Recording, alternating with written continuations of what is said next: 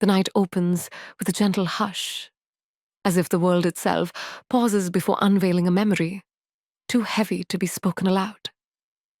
Imagine a woman, frail with age, standing by a window where the evening light spills like liquid gold across her face.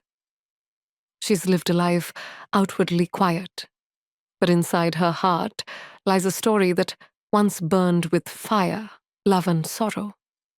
A story she has never told. Outside, the world is modern, distant from the nightmare she endured. Yet tonight, the past comes calling. Welcome, dear listener, to this journey into a tale of courage, sacrifice, and the bonds of family tested in the darkest hours of human history. If you find this summary helpful, don't forget to like this video, subscribe to Novel Whisper Official, and comment below the title of the novel you'd like us to summarize next. We'll make it happen soon. The air hums with quiet anticipation as we slip back in time into the late summer of 1939 in France. The world still balances on the thin edge of peace, though everyone feels the tremors of what is coming. Across fields dotted with sunflowers and villages where stone houses sit under terracotta roofs, there is an uneasy beauty, a fragile calm before the storm. And in the midst of this world live two sisters, bound by blood, yet as different as shadow and flame. Vianne, the elder, is gentle, cautious, and rooted. She lives in the small town of Carriveau, surrounded by the familiar comfort of her husband Antoine and their young daughter, Sophie. Vianne craves stability, the predictable rhythm of family life, and the quiet grace of tending her garden, teaching her child, and believing that somehow the storm of war will pass them by. To her, safety lies in compliance, in small hopes and careful steps. Isabelle Rossignol, the younger sister, is her opposite in every way. Wild, restless, and fierce. Rebellious by nature, she has never accepted the world's rules. Expelled from schools, driven from convents, she bristles at authority, at being silenced or diminished. She craves meaning, action, and love in a world that dismisses her as reckless and difficult. Where Vianne seeks survival through quiet endurance, Isabelle aches to prove that her voice, her courage can matter. Between them stretches the quiet distance carved by years of misunderstanding and wounds never healed. Their mother is long gone, taken by illness when they were young, and their father, broken by his own grief and scars from the Great War, pushed them away into loneliness. Vianne clung to love when she found it in Antoine.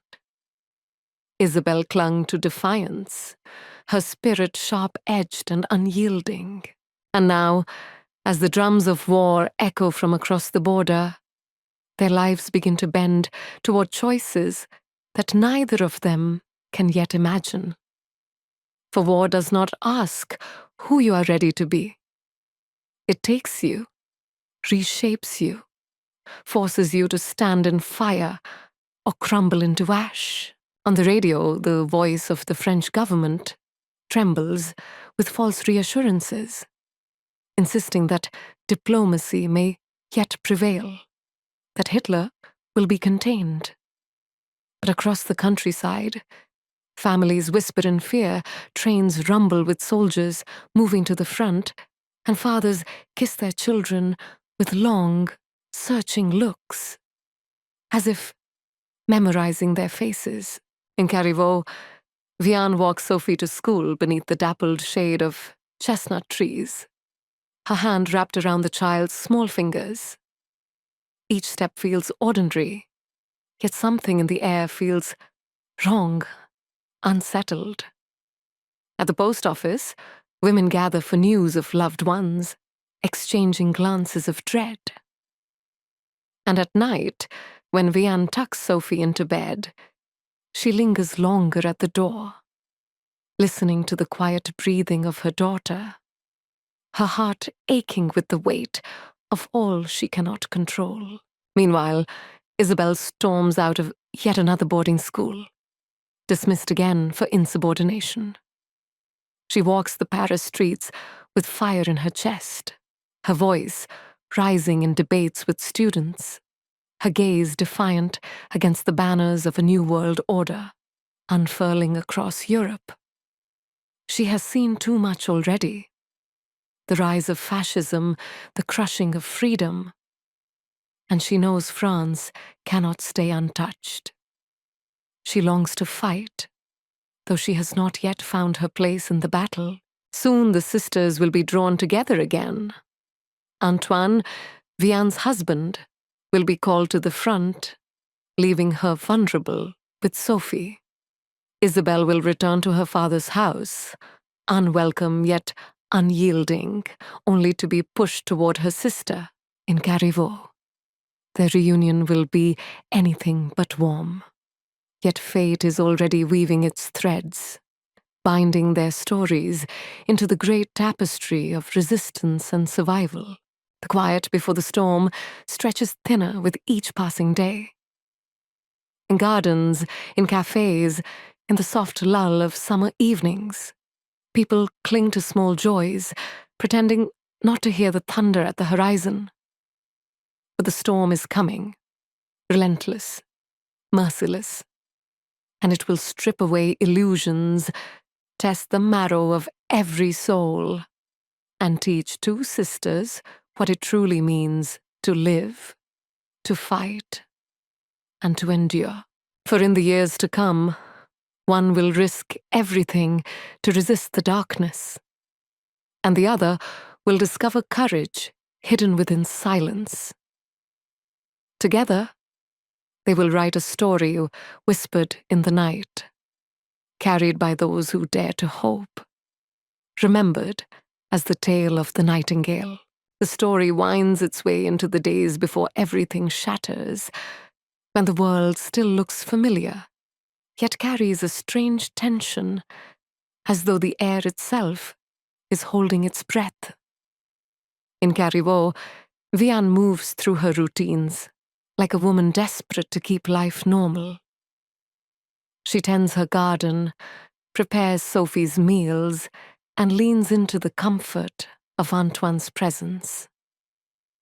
Their home, with its faded shutters and orchard heavy with fruit, feels like a fortress against the growing storm. But deep inside, she knows nothing is truly safe. Antoine has already received word that his regiment may be called, and Vianne clings to him fiercely in quiet moments, as though she can anchor him to her side by sheer will. Far away, Isabelle drifts through Paris like a restless bird. Her defiance is a constant fire, setting her apart from others her age who whisper of waiting things out, of trusting the government to hold the line. She scoffs at such passivity. To her, danger demands action, and cowardice is more unbearable than fear itself. Yet no one seems to see her as she wants to be seen. Not her teachers, not her father, not even the men she longs to impress with her wit and beauty. Isabelle burns with a hunger to matter. Their father, Julien Rossignol, lives in Paris, worn thin by absinthe and his own ghosts from the last war. He is distant, a shadow of a man, unable to connect with either daughter. Isabelle shows up on his doorstep after her latest expulsion, demanding guidance, demanding love. But Julien has none to give. He hands her off to Vianne in Carrivaux, muttering excuses about the coming uncertainty.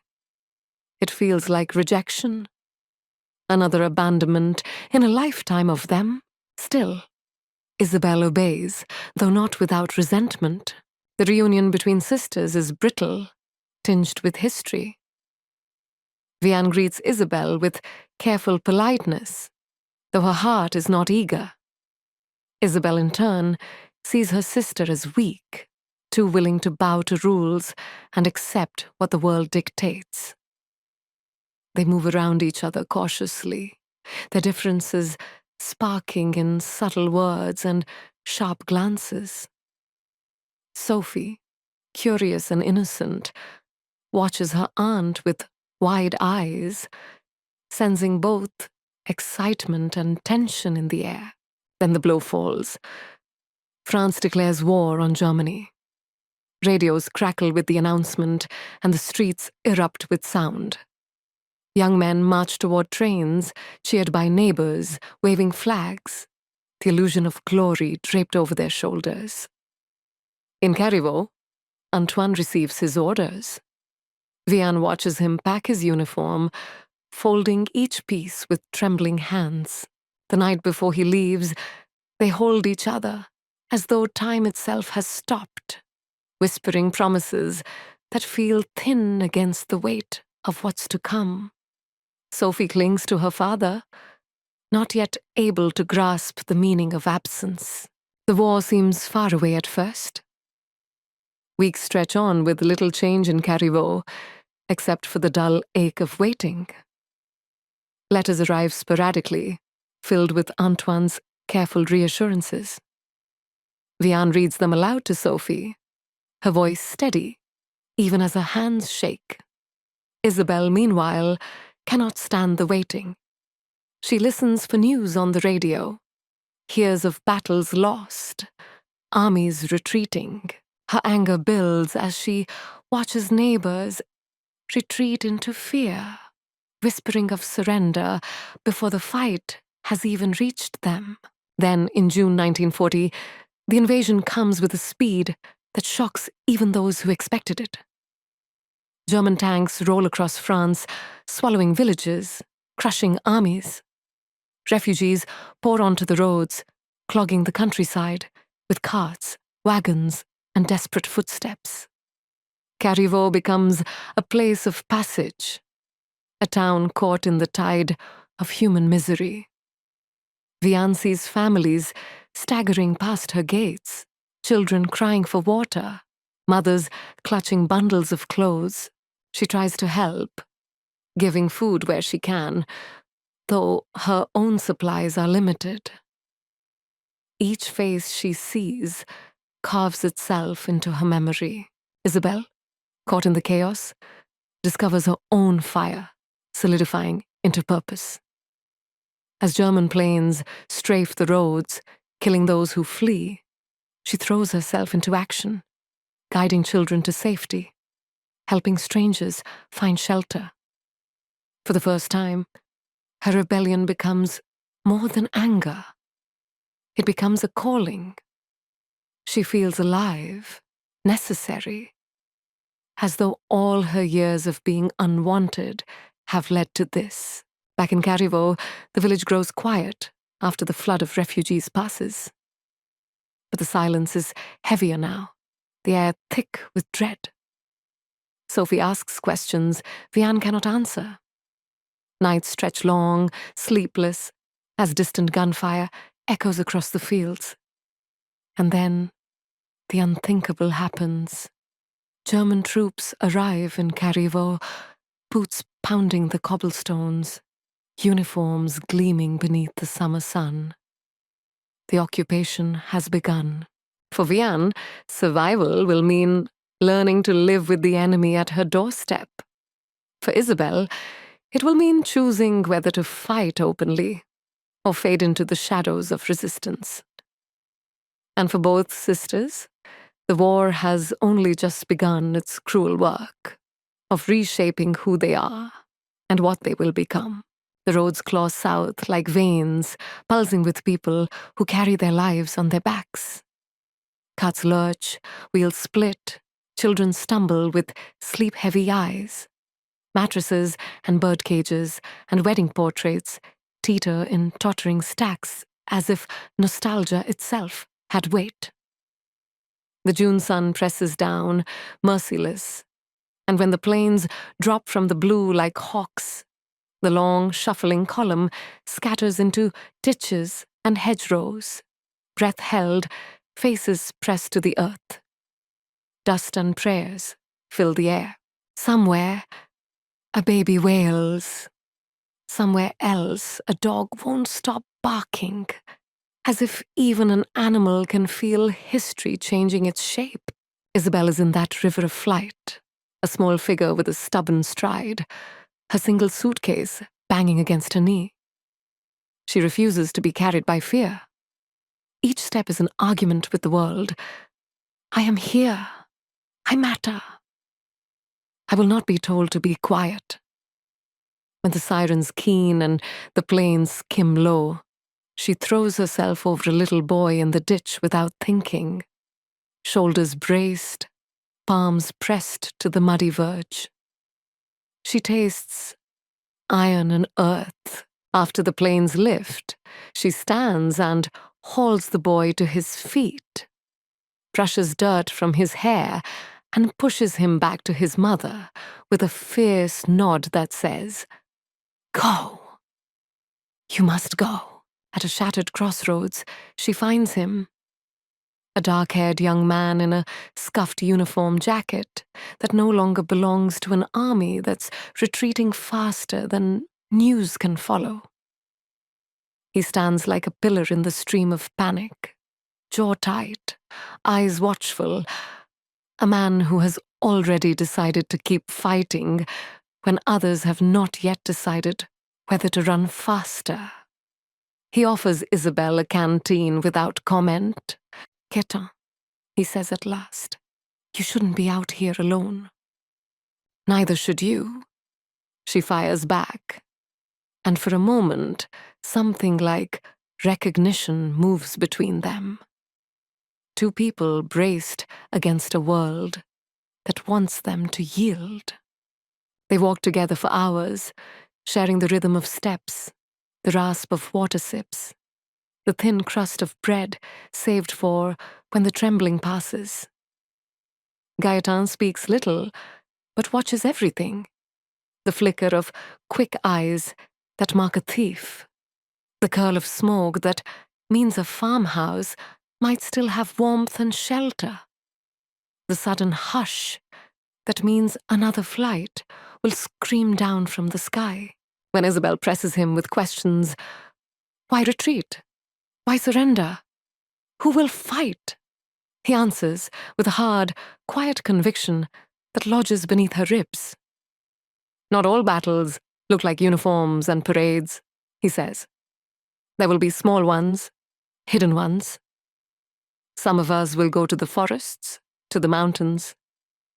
We will make it cost them to be here." In the bruised blue dusk, they find a barn with a half-broken door and a drift of hay, sweet as memory. Wind moves through the slats like a sigh. Isabelle's palms are raw from brambles, her feet are blistered. She feels for the first time in days the sudden tenderness of being seen when Gaëtan binds her heel with a strip torn from his shirt. They talk in low voices as night settles, the kind of talk that comes when strangers are thrown together by fate. The shape of their childhood wounds, the people they wish they had been allowed to love, the lives they thought they were promised. "I want to do something that matters," Isabelle says, staring up at the slanted shadow of the rafters. "I want to prove I am not just trouble." "Trouble for whom?" Gaëtan asks. "For men who like things easy?" "Good." And then softly, as if offering a vow he knows he cannot keep, he adds, "You are exactly the kind of trouble we need."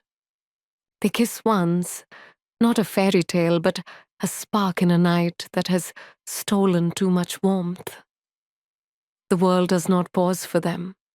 Somewhere, an artillery thud rolls like distant thunder. She falls asleep with her cheek on his shoulder and wakes to light, streaming through the cracks, and the slow, dawning knowledge that she's alone. On the hay where his body should be, a note. Go to your sister. Stay safe. Not yet your war. G. The words carve a cold room inside her, but grief turns quickly, almost gratefully, into resolve. Not yet your war. He's wrong about that. It has always been her war. The war against being dismissed, against being told to sit still, while the world is decided by others. She folds the note and tucks it into her dress, a thin blade of memory wrapped in cloth. Then she shoulders the suitcase and walks. Carriveau stands where it always has, a cluster of honey-colored houses, a church spire lifting toward a sky that does not deserve it. The orchard behind Vianne's home glows with early pears, as if the earth cannot help but be generous even now. Isabelle arrives dust-caked and unbowed at the gate, and the door opens on a still life of domestic hope. A table, a vase with 2 tired poppies, a child's sweater slung over the back of a chair. Vianne appears, hand to her chest, relief and worry braided together on her face. You're safe, Vianne breathes, pulling her into a careful hug that doesn't quite find its depth. Safe as a story we tell ourselves, Isabelle says, too sharp, and watches the flinch it draws before she can pull the word back. They circle each other like old arguments made flesh. Isabelle sees a house arranged against fear, pantry shelves surveyed and counted, blankets folded within reach, a cellar swept and stocked with jars. Vianne sees a sister whose eyes carry storms, whose jaw is set against caution. She wants to say, Sophie, here's everything.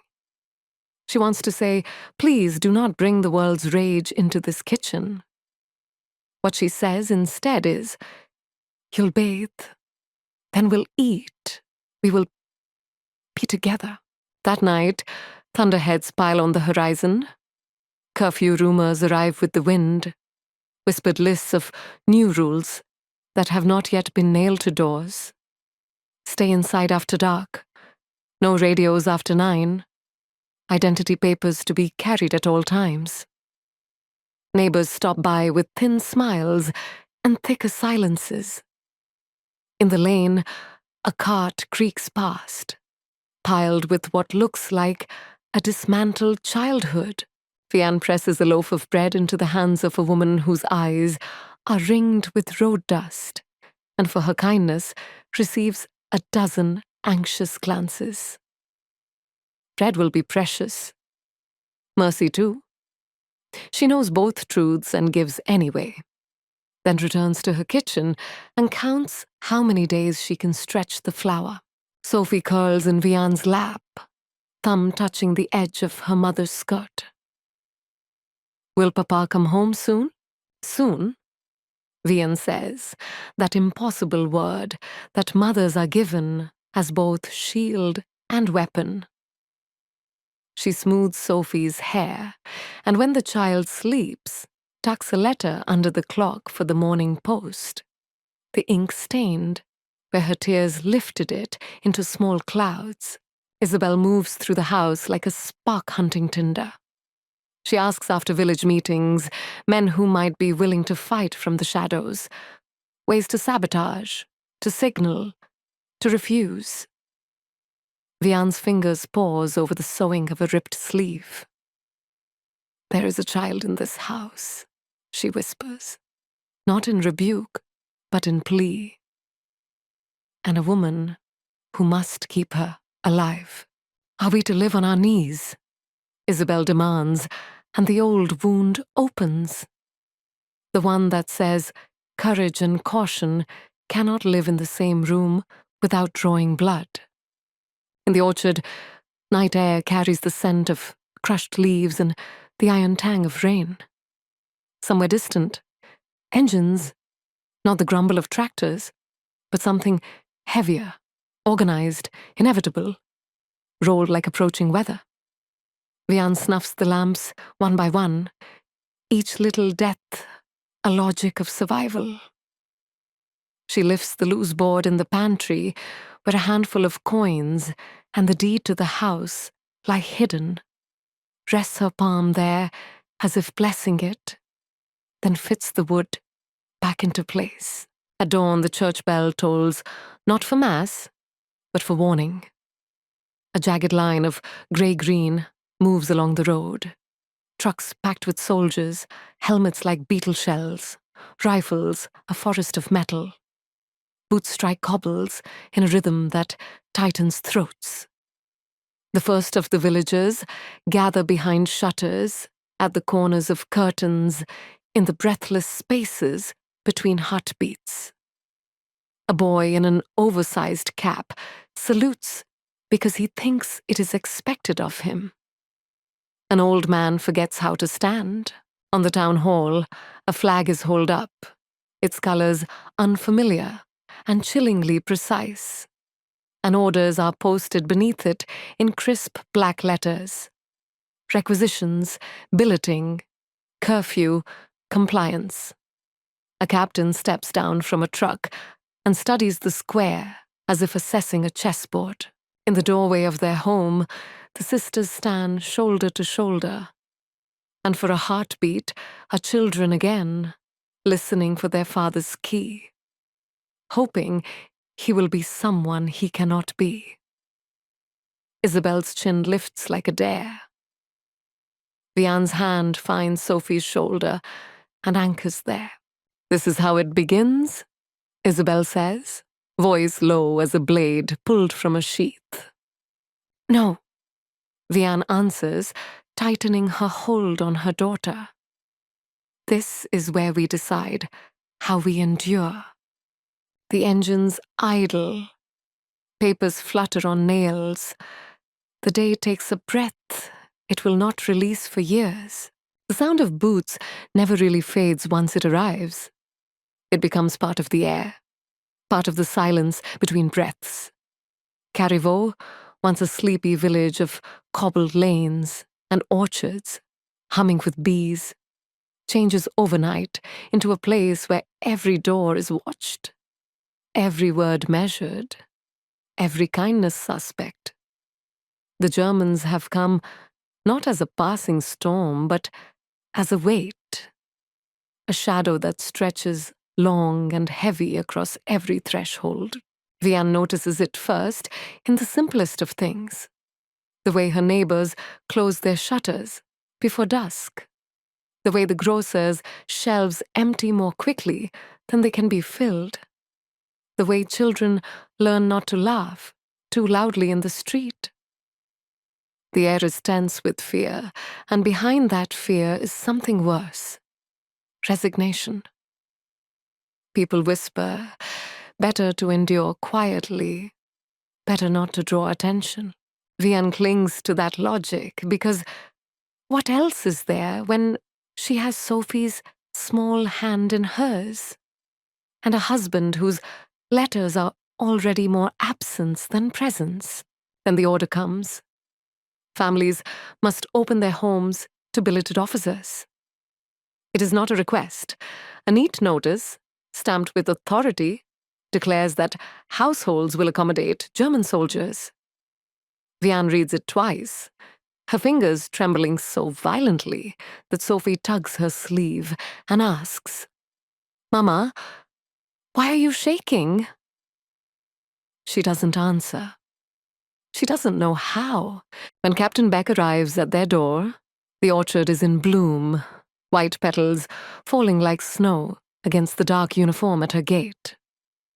He is tall, precise, his boots polished, his manner disarmingly polite. He removes his cap as if entering as a guest rather than a conqueror. "Madame," he says, his French careful but clear. I'm ordered to stay here. His voice is not cruel, not harsh, but the very sound of it transforms her home into something unrecognizable. Vianne forces a smile that feels brittle on her face. She shows him the small guest room, the clean sheets pulled taut, the pitcher of water set on the bedside table. She notices Sophie's wide eyes watching from behind the banister, her daughter's childhood slipping away in the silence of that stare. For weeks, life is a balancing act on a knife's edge. Captain Beck is courteous, even kind, offering small favors. A ration of meat, a bar of soap, medicine for Sophie's cough. He speaks of his own daughter, of a wife left behind in Germany, as though these words could soften the uniform he wears. And yet, every kindness feels poisoned, every gesture a reminder of who he is and why he is here. To refuse him is to risk suspicion. To accept is to risk complicity. Isabelle sees none of the grey. To her, Beck's presence is intolerable, a daily humiliation. "You let him sleep under your roof," she spits, her voice sharp as glass. "Do you think his soldiers would spare you if you said no?" Vianne swallows the words she cannot say, that saying no might cost Sophie her life. That survival sometimes demands silence, and silence is a kind of courage too. The village watches and judges. Some whisper that Vianne is fortunate, that Beck is gentler than others. Some whisper worse, that her compliance is collaboration. Vianne learns to keep her gaze lowered in the square, her words clipped and neutral, her heart bruising under the weight of every glance. She becomes a woman of careful steps. Open the door, serve the meal, fold her hands in her lap while a stranger eats at her table. Yet danger does not come only in boots and orders. It comes in the tightening of ration cards, the long lines at the baker's where the bread is half sawdust, the cold hunger that gnaws at Sophie's belly. It comes in the sudden disappearances of neighbors, the Jewish doctor taken in the middle of the night, the whispered lists of names passed from door to door, like smuggled prayers. One afternoon, Sophie asks why her best friend Rachel no longer comes to play. Vianne's throat closes around the truth, but Isabelle answers instead, fire flashing in her eyes. Because they've decided she doesn't belong. Sophie frowns, confused, and Vianne pulls her close, glaring at her sister. Later, in the kitchen, their fight erupts. "You will frighten her?" Vianne hisses. "She should be frightened," Isabelle retorts. "Better fear than ignorance. Don't you see what's happening? You can't sit quietly and hope they'll leave." They will not leave. Their voices fall silent only when they hear Sophie stirring upstairs. The quiet that follows is heavier than the fight itself. Outside, Carrivaux bends under occupation. Curfew bells ring at dusk. Papers are demanded at checkpoints. Soldiers lounge at cafe tables where French men once laughed. In every corner, the village learns new habits of silence, of glances dropped to the cobblestones. Resistance begins as whispers. A flyer tucked under a door, a word of defiance scrawled in chalk that vanishes by morning. Isabelle listens for these whispers, like a hawk circling prey. Her restless spirit aching for a way to fight. Vianne tries not to hear them at all. Her world narrowed to Sophie's safety, to the walls of the house that no longer feels like hers. And yet, for both sisters, The war is already inside their walls, seated at their table, sleeping in their home. It is in the way Sophie learns too soon how to lower her eyes, in the way Isabelle's fury burns hotter with each passing day, and in the way Vianne's silence grows heavier until it is almost a second skin. The petals keep falling in the orchard, white against the dark soil, fragile against the boots that crush them without noticing. Night collects in corners the way secrets do, pooling beneath stairwells and in the hollows of old stone.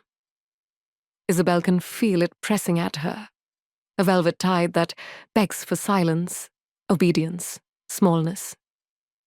She refuses. In the cramped bedroom, beneath the eaves, she wraps her hair in a scarf, pulls on a plain skirt, and slips a folded loaf into her satchel. Between the crust and the still warm crumb lies a strip of onion skin paper, printed with words the occupiers have outlawed. France lives. Her hands smell of yeast and ink. Vianne watches from the doorway, arms crossed, as if she could hold the world still by bracing her own body.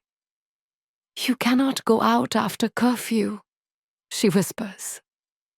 "They are arresting people for less. They are arresting people for breathing," Isabelle answers, tying the satchel shut. "There must be a way to breathe loudly." Downstairs, the presence in their home is a shadow behind every thought. Captain Beck's hat rests on the table like a coiled question. Isabelle feels its gaze, even from the hallway.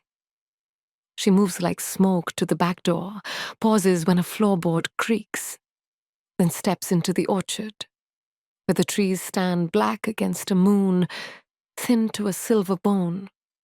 Petals cling to the grass, like fallen stars. She counts to 10 to settle the trembling in her legs. Not fear, she tells herself, not fear. Only voltage. The church is dark, but unlocked, the nave smelling faintly of wax and damp wool. A woman sits in the third pew, hands folded as if in prayer. Her grey hair is pinned back sharply. The collar of her coat is slick with rain. Isabelle takes the place beside her without looking over. The woman speaks softly, as though reciting an ordinary litany. "Take the bread to the bookseller." "Which bookseller?" "The only one with a broken window he hasn't replaced." A pause, a measure of Isabelle. "When you return, we will give you something more." A match flares, a candle catches. The woman's face is all plains and resolve. She's no one Isabelle recognizes, and exactly who she has been waiting for her entire life. "Do not be a heroine," the woman adds. "Be effective." The bookseller's shop is a thin sliver of a place, squeezed between a shuttered cafe and a bakery that smells of sawdust. A corner of his front glass is spidered with cracks taped neatly. The bell above the door does not ring. Someone has removed the clapper. He's sweeping in slow circles, as if measuring the floor for grief. Isabelle offers the loaf. He breaks it, finds the slip, and tucks the words into the hollow of a dictionary. His eyes lift, just enough to meet hers. Something passes. Recognition, or recruitment, or merely gratitude, shaped like a command. On the way home, a patrol turns the corner with the blunt inevitability of a nightmare. Isabelle flattens against a doorway and forces calm into her limbs. One soldier's gaze sticks to her the way burrs cling to a hem. He steps closer, not unkindly, merely curious in the way a cat is curious with a bird cupped in its paw. "Papers?" he says. She produces them with a smile practiced in mirrors. a little bored, a little amused that anyone would suspect her of more than shopping and gossip. The soldier scans the page, and then her face, and for a breath, the world is a coin balanced on its edge. A call from the far end of the street, a bark of laughter, a door slamming, tips the coin. He hands the papers back and moves on. Isabelle does not run until she turns the corner. Then she flies, heart slamming, the night gulping her footfalls. The woman in the third pew is waiting when Isabelle returns. "Very well," she says, and passes over a brown parcel bound with string. "To the school teacher on the river road. If you're stopped, this is a spool of thread and a hem to fix.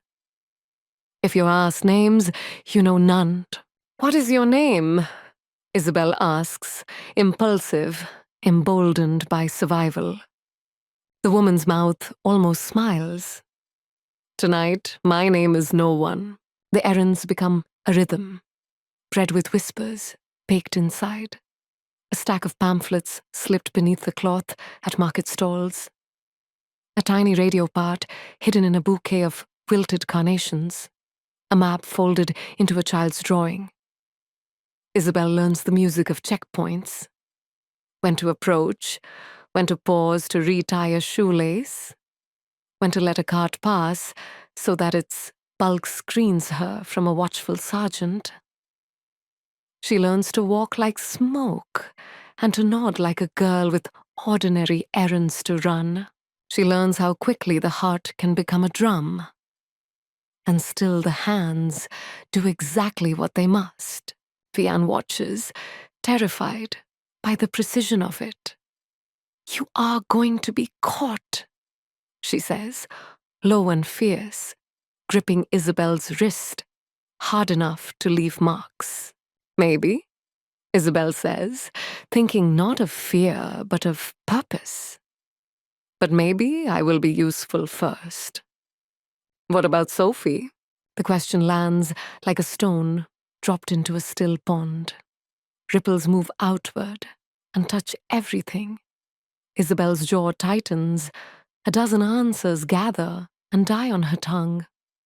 "I will not bring danger here," she says at last, believing it, even as she knows that danger has already taken a chair at their table and set down its hat. The resistance cell flowers in shadow. In the back room of a shuttered milliner's, Isabelle stands beside a man with ink-stained fingers and a girl who used to sing at weddings. Together they crank a hand press, paper swallowing ink swallowing fear, until stacks of pages declare the truth the radio will not. France is bruised, not broken. Courage is contagious. They tug the fresh sheets beneath their clothes, laughter erupting in sudden, startled bursts when someone smudges a cheek with newsprint. Joy, it turns out, is also a weapon. On a rain-slick afternoon, she sees him again on a bridge where the river runs cold and brown beneath the arches. Gaëtan stands with his back to the wind, coat collar up, eyes scanning the water, like a man reading a future written in currents. The sight of him rearranges her breath. "You left," Isabelle says, almost smiling and not.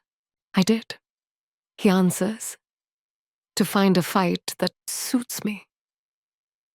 He looks at her hands, at the shadows underneath her eyes. "Looks like you did the same." They walk the length of the bridge, passing under the gaze of a stone saint who has been watching this city for centuries. He speaks of the maquis forming in the forests, of camps that move like ghosts, of men and women who are learning to sabotage rail lines and melt into trees. "It will be dangerous," he says, not as a warning, but as a measure of worth. "You could come." She thinks of Vianne's kitchen, with its careful stacks of jars, of Sophie's hair warm under her palm, of the woman in the pew who said, "Be effective." She thinks of the press's steady crank and the way her pulse matches it. "My fight is here," she says. For now, Guyton studies her the way soldiers study maps. He nods once, a movement that is both respect and regret. "Then be clever," he says, "and don't wait for permission." They part without promises. War teaches its own pragmatism. Still, the thin folded note in Isabelle's bodice feels lighter, as if a weight has been reassigned from grief to fuel. The more she carries, the more she's asked to carry. Names begin to travel along her roots, not spoken but understood. And with them the first rumors of downed pilots hidden in barns, of routes that cut like seams across the skirt of the mountains.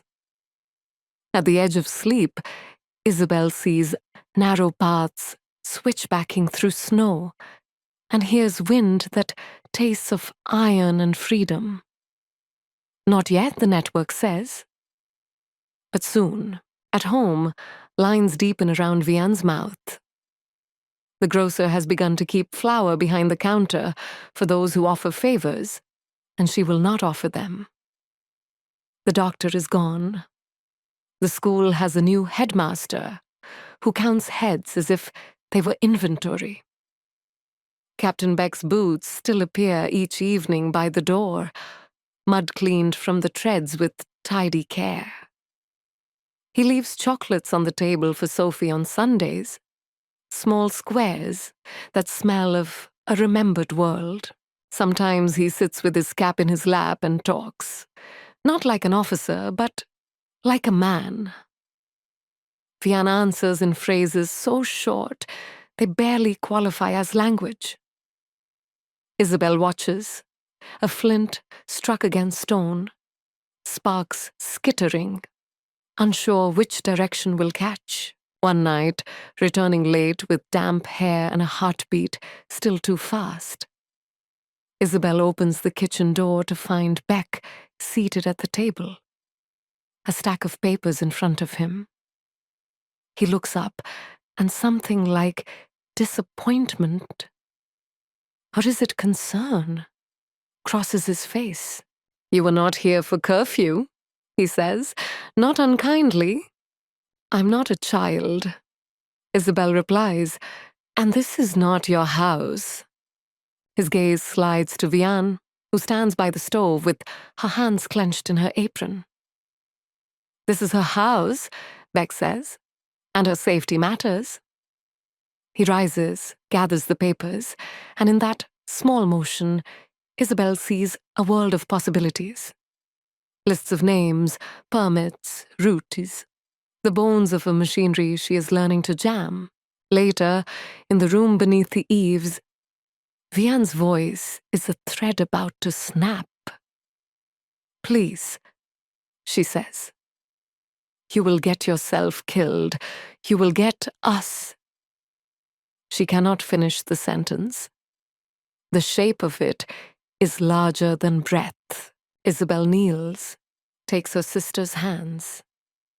For a moment, the spoiled child and the scolded girl vanish, and only two women remain, with a lifetime of empty places between them. "I'm careful," Isabelle says. "I'm good at this. Being brave is not the same as being safe." "No," Isabelle agrees, "but someone must be brave so that someone else can be safe." She thinks of Sophie asleep in the room next door, thumb soft against her cheek. "Isn't that what you do for her every day?" The question folds the room into a silence that is not surrender, but understanding. Outside, rain begins, a slow tapping on the roof like code. In the morning, There will be more errands, more folded words, more tightropes strung between checkpoints. Soon there will be pilots and mountain paths, and a name that is larger than any one body. For now there is the spark, bright and stubborn, catching in the straw of occupied nights. And in the room below, a soldier's hat waits on the table, its brim casting a neat circle of shadow, the kind in which a new kind of courage learns to breathe. The soldier knocks the way rain starts, softly at first, then as if it has always been there. He fills the doorway with his tidy uniform and careful French, hat tucked beneath his arm like a gentleman's apology. Captain Beck does not raise his voice or slam his fist. His power arrives already understood. Vianne steps aside and the house shifts around him. Walls drawing in, sound shrinking. An invisible ledger opening on the kitchen table where every breath will now be tallied. Days become a ritual, choreographed by survival. Beck's boots appear by the door, cleaned of mud with the same fastidiousness that keeps his mustache trimmed and his reports aligned. He takes his evening coffee with the soldier's economy and reads orders in a silk of lamplight, while Sophie colors quietly 3 seats away. He never asks for more than his billet decree allows, never breaks a cup or a chair, and yet his very politeness feels like a net. To say no would be dangerous. To say yes consumes you by degrees. Vianne speaks to him as if words were rations, scarce, measured, hoarded. Thank you. Good night. The market had no eggs. He answers in the same clipped language. My sympathies. Sleep well. Take the sausage for the child. Sometimes he mentions his daughter in Bremen, a little girl who loves horses. Sometimes he lets slip the weariness of a man who cannot afford to be tired. Those moments complicate everything in Vianne's chest. He is an invader. He is a father. He is a uniform at her table. He is disastrously human. Upstairs, Isabelle lives like a struck match. Ink stains the half-moons of her nails. Her scarf smells of damp lanes and metal, of the hand-press's iron breath. She returns at odd hours, with the wind still on her lashes, and the night folded under her tongue. Vianne learns the cadence of the back door, hinge the way a sailor learns the sea. 1 creak for save, 2 for danger. She learns to place the kettle on the hob, to mask any sudden quiet that might turn a soldier's head. One afternoon, Isabelle slips into the kitchen to hide a bundle of pamphlets in the flour bin. The house is empty, or so she believes. She lifts the lid, lowers the papers into the wide drift, and turns to find Beck in the doorway, cap in hand, gaze level. For a heartbeat, the room is a photograph. A bowl, a spoon, a woman with flour dust on her fingers. A man whose life has taught him to read the spaces between objects. What are you baking? He asks. His voice gives nothing away. Bread, Isabelle says, too quickly. She holds his gaze because lowering it would be a surrender. He steps closer, not toward her hands, but toward the window, where he sets his cap on the sill and studies the orchard with the deliberate calm of someone who has already made a choice. Madame, he calls softly into the hall, as if Vianne were only in the next room. And perhaps he thinks she is. Your sister needs more yeast, if she means to feed this house. Then he retrieves his cap and leaves the way he came. When Vianne returns, Isabelle is still standing there, shaking with a fury that feels eerily like relief. He knows, she breathes. He decided not to know, Vianne answers. It is not forgiveness. It is a tactical truth. Do not make him choose again. The occupation sharpens. Posters appear in the square with lists of rules as crisp as the paper they're printed on. Curfew advances by an hour. Radios are to be surrendered. Jews must register. People who forget how to keep their faces still will be noticed. At the market, the butcher begins to keep the good scraps for those who wink, for those whose daughters laugh too brightly. Vianne will not teach Sophie to barter with her body. She will teach her to carry herself like a secret. They will thin the soup with water and call it stew. News arrives like bruises. A teacher dismissed. The doctor's name scraped off his door. The Levy's shop shuttered overnight.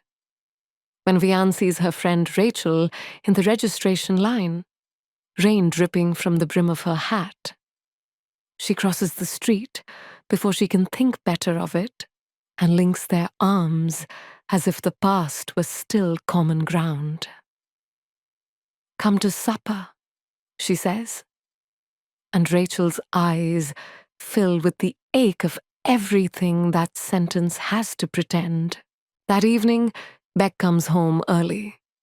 He stands in the threshold between parlor and kitchen, the smell of wet wool and paper clinging to him, and takes in the table set for 4, the extra plate. Rachel's little boy clutches a wooden car and watches the soldier with the curiosity children afford any new animal. Beck inclines his head. Good evening. He does not ask for names. He takes his usual chair and eats slowly, as if prolonging the act of not noticing is its own small rebellion. Afterward, he leaves a wrapped square of chocolate on the edge of the table and retires without comment. When the door to his room closes, Vianne lets the breath out of her lungs in a rush that empties her. It cannot be like this forever, Isabelle says, pacing the length of the pantry and back, the cupboard doors rattling on their hinges with each turn. It cannot. Vianne agrees and knows the truth beneath the phrase, it will get worse. Worse arrives with boots that are not Beck's. A thin-lipped lieutenant with paper-dry eyes appears one afternoon for a billet inspection, his German clipped like scissors. Contraband? Radios? Subversive material? He runs his gloved finger along the mantel and inspects the dust, as if dissent leaves a residue. Beck follows him like a shadow, notebook in hand, and Vianne realizes with a start that her home has become a stage where men play roles that can kill. The lieutenant lifts Sophie's slate from the sideboard. Chalk letters spell, Papa, I love you. He sets the slate down with the care one gives a bomb. Upstairs, Isabelle presses her back against the wardrobe. A parcel of papers sealed in oilcloth beneath the false bottom of a hatbox.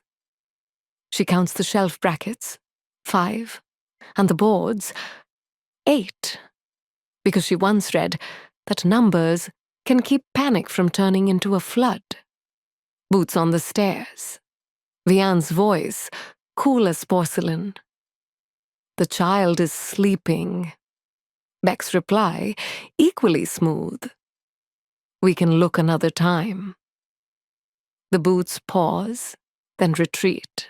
Only when the front door shuts and the lieutenant's car coughs back down the lane does Isabelle let herself slide to the floor. Palms damp, heartbeat wild. That night, Beck lingers in the kitchen after Sophie is in bed. You are smart, He says to Isabelle, without turning, "You're also reckless. Which is more dangerous to you?" she asks.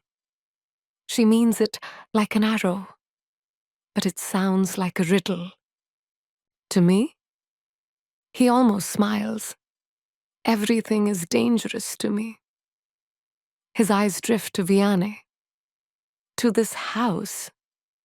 "We did nothing wrong," Vianne says, and even as she says it, she understands that the sentence has no currency in a world where wrong is whatever a man in a better coat says it is. "For your sake," Beck replies, "do nothing memorable." He snaps his notebook shut, as if closing a thought he cannot afford to have, and climbs the stairs. The warning is not a kindness, it is strategy. It still feels like oxygen. It cannot be relied upon. Soon the errands Isabelle runs change shape. Names whispered at the milliner's back room become roots whispered at the edge of fields. There is talk of a pilot, British, burned but alive, hidden in a hayloft 2 villages away. There is talk of a path that slides past patrols like a seam unpicked, of men in the mountains who can fold a stranger into their invisible ranks for a night and move him like a rumor towards Spain. The woman in the third pew looks at Isabelle as one might measure a length of cord. "Walking boots," she says. "And a good lie." Vianne hears the rumor differently. Not as a mission, but as a risk, knocking at her own door. She thinks of the inspection, of the gloved fingers skimming her shelves, of how flimsy a hatbox seems when set against a pistol. "No," she tells Isabelle. "No pilots, no strangers in our barn, no." "Then help me say yes," Isabelle answers, her voice fierce with a softness that surprises them both. "Keep this house ordinary. Keep lamps lit, and soup simmering, and a child laughing. Make noise so I can be quiet when I need to be. Cover me." Vianne closes her eyes. This is the geometry of their war at last, drawn clean in a single exchange. One sister visible, so the other can vanish. She nods once, a motion so small it could be a tremor. "I will keep the kettle on," she says, "and the flour bin full." Outside, the village holds its breath again, the way it always does before something breaks. A plane drones far off, low and failing, and someone at the edge of town swears they saw a bloom of flame fall beyond the forest. The church bell does not ring for vespers. It rings once, flat and inexplicable, as if struck by a hand that isn't sure what message it means to send. Isabelle tightens her boots. In the pantry, Vianne smooths the top of the flour with her palm until it lies without the faintest crease. On the table, the soldier's hat sits where it always does, a round, patient shadow. The next knock at the door will not be rain. It will be a story trying to survive the night. Night folds over the village like a heavy cloak, stitched with silence, except for the restless cry of an owl and the slow churn of the river. Isabelle stands at the threshold of the house, boots laced tight, a satchel slung across her shoulder. Inside the bag lies more than bread or pamphlets tonight. There is a map, smudged with fingerprints, and instructions written in a hand so small they look like whispers. 2 men, English, injured. Bring them to the seamstress. From there, follow the Crow Road. She feels the weight of it, as if it were already carved into her bones. This is no longer the work of hiding ink and paper. This is carrying lives. The house breathes behind her. Vianne has set the kettle rattling on the hob, Sophie's laughter echoing faintly from the parlor, as though the world still belongs to children. It is camouflage, the kind of sound that makes a soldier's ear relax. Isabelle feels the echo of her sister's eyes on her back, the silent plea that says, Don't make me lose you too. She doesn't look back. If she does, her courage might collapse under the weight of love. The seamstress's house stands at the end of a lane, perfumed by lilacs, though tonight the flowers smell of smoke and dust. Inside, two men sit hunched in the dark, their faces ghostly in the lamplight. Their uniforms are scorched, their eyes wide with exhaustion. One clutches his side, where a bandage blooms red. The other clutches a photograph of a woman, edges curling from too many folds. They look at Isabelle as though she's salvation wearing the body of a girl. We call her the Nightingale, the seamstress says softly, fastening Isabelle's scarf. She will carry you. The name startles her, a song pinned to her without warning. Isabelle feels her pulse surge, half pride, half fear. She does not argue. She shoulders it like she shoulders the satchel, as if the title has always been waiting for her. The road to the mountains is more shadow than path. They move in silence, every step a thread pulled taut across a loom of danger. Isabelle teaches the men how to walk like farmers, shoulders rounded, pace unhurried, even as she listens for the jagged sound of boots behind them. Fields stretch dark and endless on either side, stitched with hedgerows that could conceal friend or enemy. At a checkpoint, they nearly falter. A lantern swings, cutting the night into slices of gold. A soldier calls out in German. Isabelle grips the arm of the taller pilot and murmurs, Smile. You are my cousins from Lille. Her French flows, quick and careless, the kind of speech no one rehearses. And for a moment, she believes the lie will hold. The soldier studies their papers by lantern glow, his face unreadable. Then with a grunt, he waves them on. They walk until dawn bruises the horizon. The mountains rise ahead, jagged silhouettes against the paling sky. The Crow Road, a thin trail twisting upward into clouds, waits like a dare. Each step is harder now, the injured man staggering, his breath catching.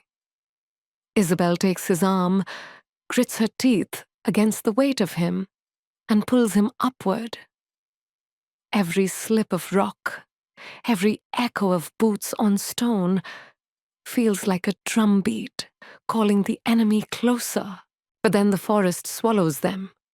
Pines close overhead, the scent of resin sharp in their throats. A cabin appears, smoke curling thinly from its chimney. A man waits by the door, his face carved by wind and years, eyes hard and kind all at once. He nods at Isabelle, at the men she has delivered, and steps aside. No questions, only the briefest murmur. Spain is that way. Inside, the pilots collapse onto straw pallets, their gratitude spilling in broken syllables. Isabelle stands in the doorway, chest heaving, legs trembling, and for the first time feels the enormity of what she has done. She has carried men across the threshold of survival. She has defied an empire with nothing more than will and courage. On the way back down the mountain, the name lingers in her ears, the Nightingale. Already it is spreading, passed in whispers along hedgerows and across candlelit tables, a legend growing faster than her footsteps can carry her. Children in villages she has never seen will hear it. Men hiding in forests will speak it like a promise. Soldiers will curse it as a ghost they cannot catch. Back in Carrivo, Vianne hears it too. The murmurs of a girl smuggling pilots across mountains. She knows the shape of her sister's defiance, even when no one names her outright. She stirs the soup, listens to Sophie hum softly over her dolls, and feels terror settle in her bones. Each whisper of the nightingale is both pride and dread. A song that could lift Isabelle into legend or drag her family into ruin. That night, Isabelle slips through the orchard, hair damp with mist, boots caked in mud.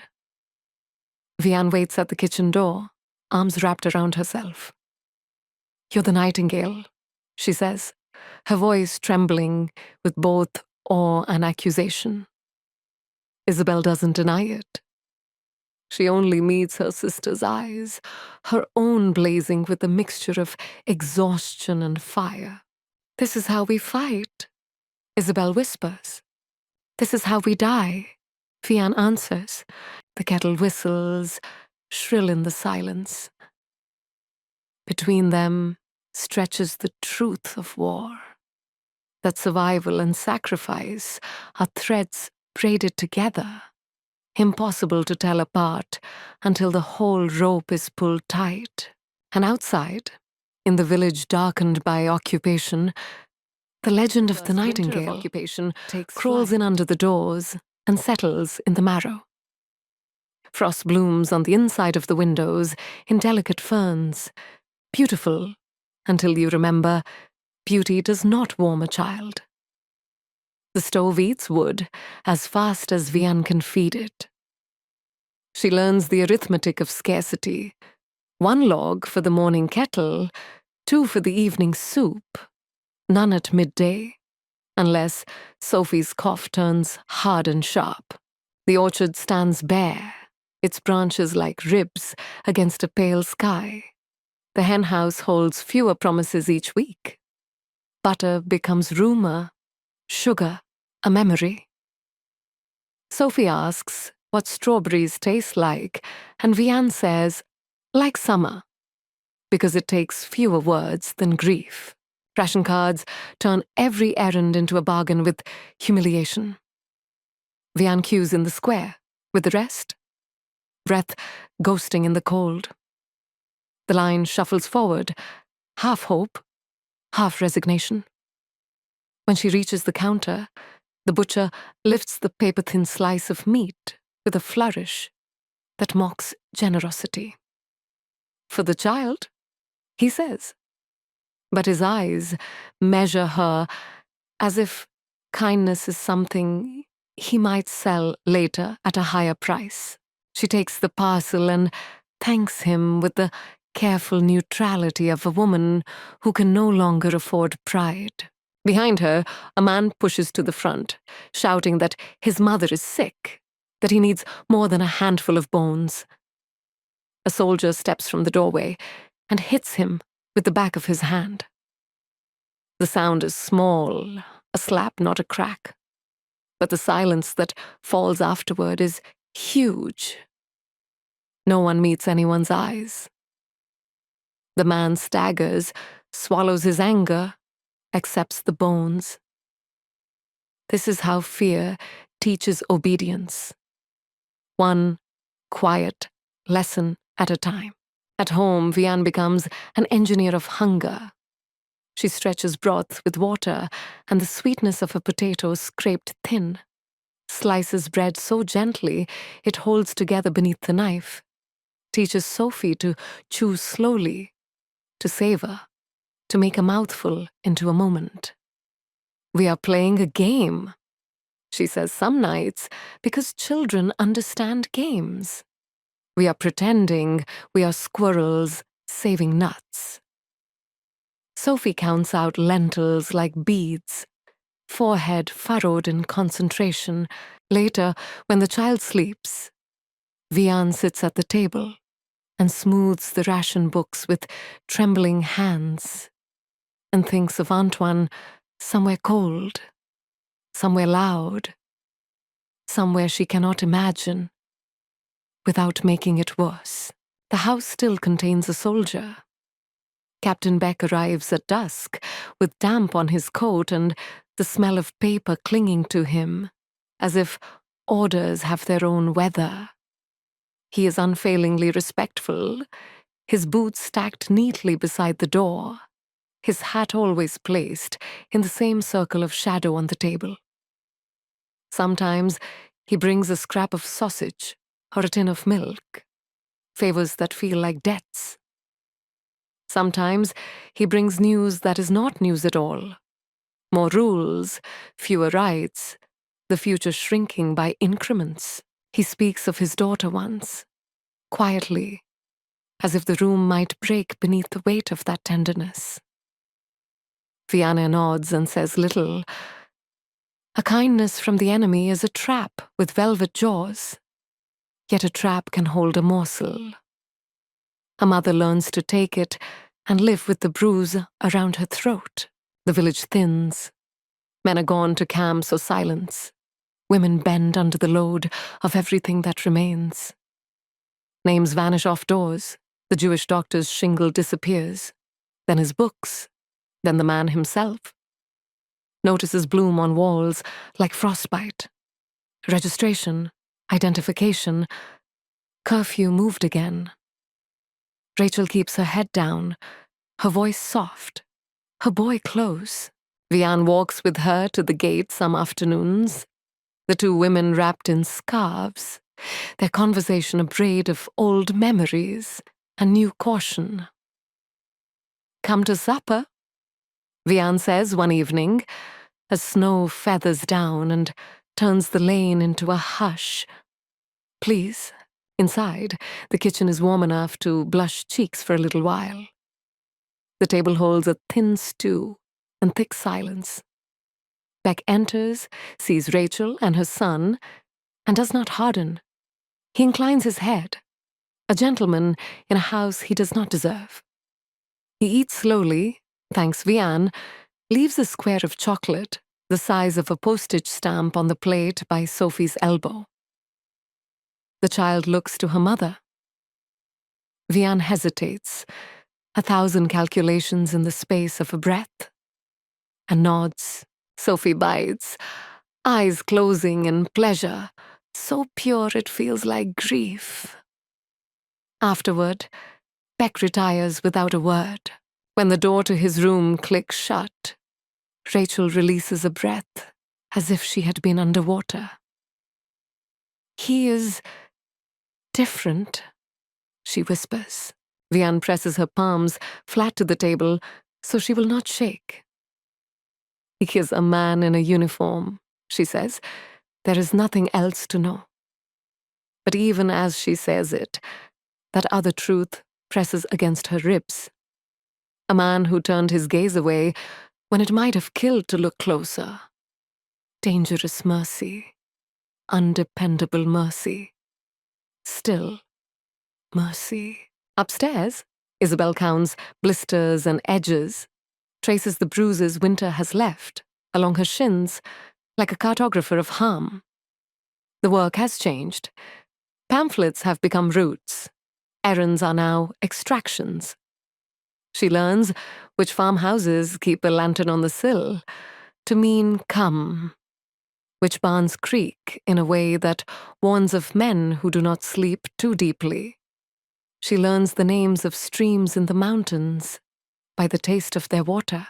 On the worst nights, she dreams in maps, waking with the shape of a pass behind her eyes and the echo of boots too close to her heel. Under the church's eaves, the woman with the grey hair gives Isabelle a new instruction. We will need more houses, more women who can pass a plate and pass a message. Can your sister? No. Isabelle's answer is too swift, then softens. She is fighting another war. It is not less. The woman nods once, approving the clarity. Then let her win hers. Vianne's war tightens a notch when the school reopens under a headmaster whose smile is all teeth. She is asked to return to teach French to children who speak in whispers now. On the first day, she stands in a classroom that smells of chalk and damp wool and says the alphabet, while soldiers lounge outside, smoking and counting. A stack of forms waits on her desk. List to be completed. Categories to be checked. Religion. Origin. She stares at the columns until they blur, then fills them in carefully. Her handwriting neat as always, her stomach in a knot that will not unknot. Later, in the kitchen, she sits with the papers, a pencil, and a small bottle of eraser fluid that smells like the past vanishing. Rachel's boy watches, thumb pressed hard against the wooden car he never lets go. Vianne breathes once, twice, 3 times. Then she changes a word. It is a small act, invisible and enormous. And afterward, she is shaking so hard she must grip the table edge. Isabelle will cross mountains with men on her back. Vianne will cross a single line with a letter. Both are bridges. Both can break. Hunger makes people thinner, in more than the face. It thins their patience, their kindness, their courage. At the market, a woman stares too long at the shoes on Vianne's feet. A good pair, kept from better days. And then later, Vianne finds a note tucked beneath her gate. We see what you have. The note could mean nothing or everything. She burns it over the stove and feels no warmer. When coal runs out, she feeds the stove with the broken chair from the parlor, with last spring's fence rails, with a box of old lesson plans that curl in the flames like dried leaves. She stands in the orange light and watches years become heat. Sophie sleeps with a hot stone in a sock at the foot of her bed, arms wrapped around the last intact doll, as if it were a living thing. In the mornings, Vianne finds the child's breath carved in frost on the pillowcase. She tells stories while she braids Sophie's hair. Not fairy tales, but memories from summers before, when the river was a ribbon of green light and they ate blackberries until their fingers stained. Stories are another way to feed a child. The legend of the nightingale swells, a song threaded through rumor and hope. In the square, soldiers snort derision at the tales of a girl carrying grown men over mountains. In cellars, men and women smile into their sleeves, because they know what the uniform do not, that a single fierce heart can move weight no one expects it to lift. Vianne hears the whispers and sets her jaw and stirs her soup. She does not ask Isabelle for details, because some knowledge is a match head in a dry house. One evening, as the sun dies early and the street lamps crackle into tired life, a new officer stands with Beck outside the gate, cigarette ember winking. He's younger, sharper at the edges, the kind of man who turns curiosity into cruelty without blinking. He laughs at something Beck says, then looks over the hedge and holds Vianne's gaze for a fraction too long. A chill goes through her that has nothing to do with the cold. Change is coming. Not the kind that brings spring, another tightening, another test. Inside, Isabelle warms her hands over the stove, cracks of mountain cold still lodged in her knuckles. 2 more, she says in a voice that is only tired when she hears it herself. Vianne nods and pours soup that tastes more of hope than of vegetables. They eat at the table where a soldier's hat leaves its patient shadow. The house, impossibly, holds them all. Later, when the lamps are low and curfew has tugged the village into enforced sleep, Vianne steps into the orchard. The trees are black lace against a sky scraped thin with stars. The cold bites her lungs. The air smells of iron and old apples. She thinks of Antoine and speaks his name into her scarf, so the world will not take it. Then she presses her palm to the rough bark of the nearest tree, as if to a door. On the other side of it lies everything she cannot see. The mountain paths, the hidden cabins, the maps in Isabelle's head, the lists on her own desk, the letters she has crossed out, and the ones she will someday have to write. The night does not answer. It seldom does. But it holds. And sometimes that is enough to live another day. War does not pause for love, yet love finds cracks to bloom in, even in the hardest ground. It comes in whispers, in glances too long, in the stolen softness of a moment that should not exist. In Carriveau, where the walls listen and the boots echo, even the smallest spark of tenderness feels like a rebellion. Vianne notices it first in her own heart. In the treacherous flicker she cannot name, Captain Beck remains a stranger, an enemy. But he is also a man who speaks gently to Sophie, who fixes the squeak in the gate with his own hands, who leaves a scrap of meat on the table when he could hoard it. One evening, as snow pelts the orchard and the lamps glow thinly, he sits across from her and asks if she will play a hand of cards. She wants to refuse, to draw the line hard, but Sophie claps her hands with excitement. So she plays.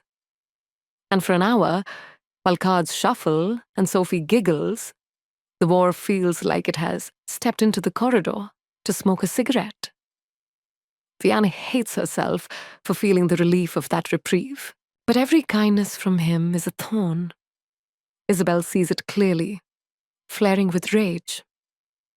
You sit and play cards with the enemy while children starve in the square. She hisses one night. You call this survival? I call it surrender.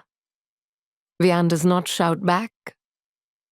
She cannot explain the way each day feels like walking a tightrope above Sophie's small sleeping body. She cannot explain how compromise and caution are weapons too. Though less sharp, less visible, she only says, I will do whatever keeps her alive. For Isabelle, love arrives differently, like lightning. She crosses paths with Gaetan again, the soldier-turned resistor whose eyes burn with conviction. In the shadows of the forest, where the wind moans like ghosts through the pines, he pulls her aside. You cannot keep risking yourself alone, he says. One mistake, one slip, and they will have you. She wants to tell him she knows this, that every time she steps past a checkpoint, her heart beats so loudly, she fears it will give her away. But when he touches her arm, the words dissolve. They kiss under the branches, their breath fogging the cold air. It is not gentle. It is fierce, desperate, the kind of kiss that comes when tomorrow is not promised. He tastes of tobacco and determination, of the hunger to live when death presses close. When they part, she whispers, If I die, let it be doing something that matters. He cups her face, voice raw. If you die, the fight will lose its wings. Their love becomes a secret stitched between missions, woven into the fabric of war. A touch when they pass papers, a glance when the group gathers, the press of hands in the dark before parting.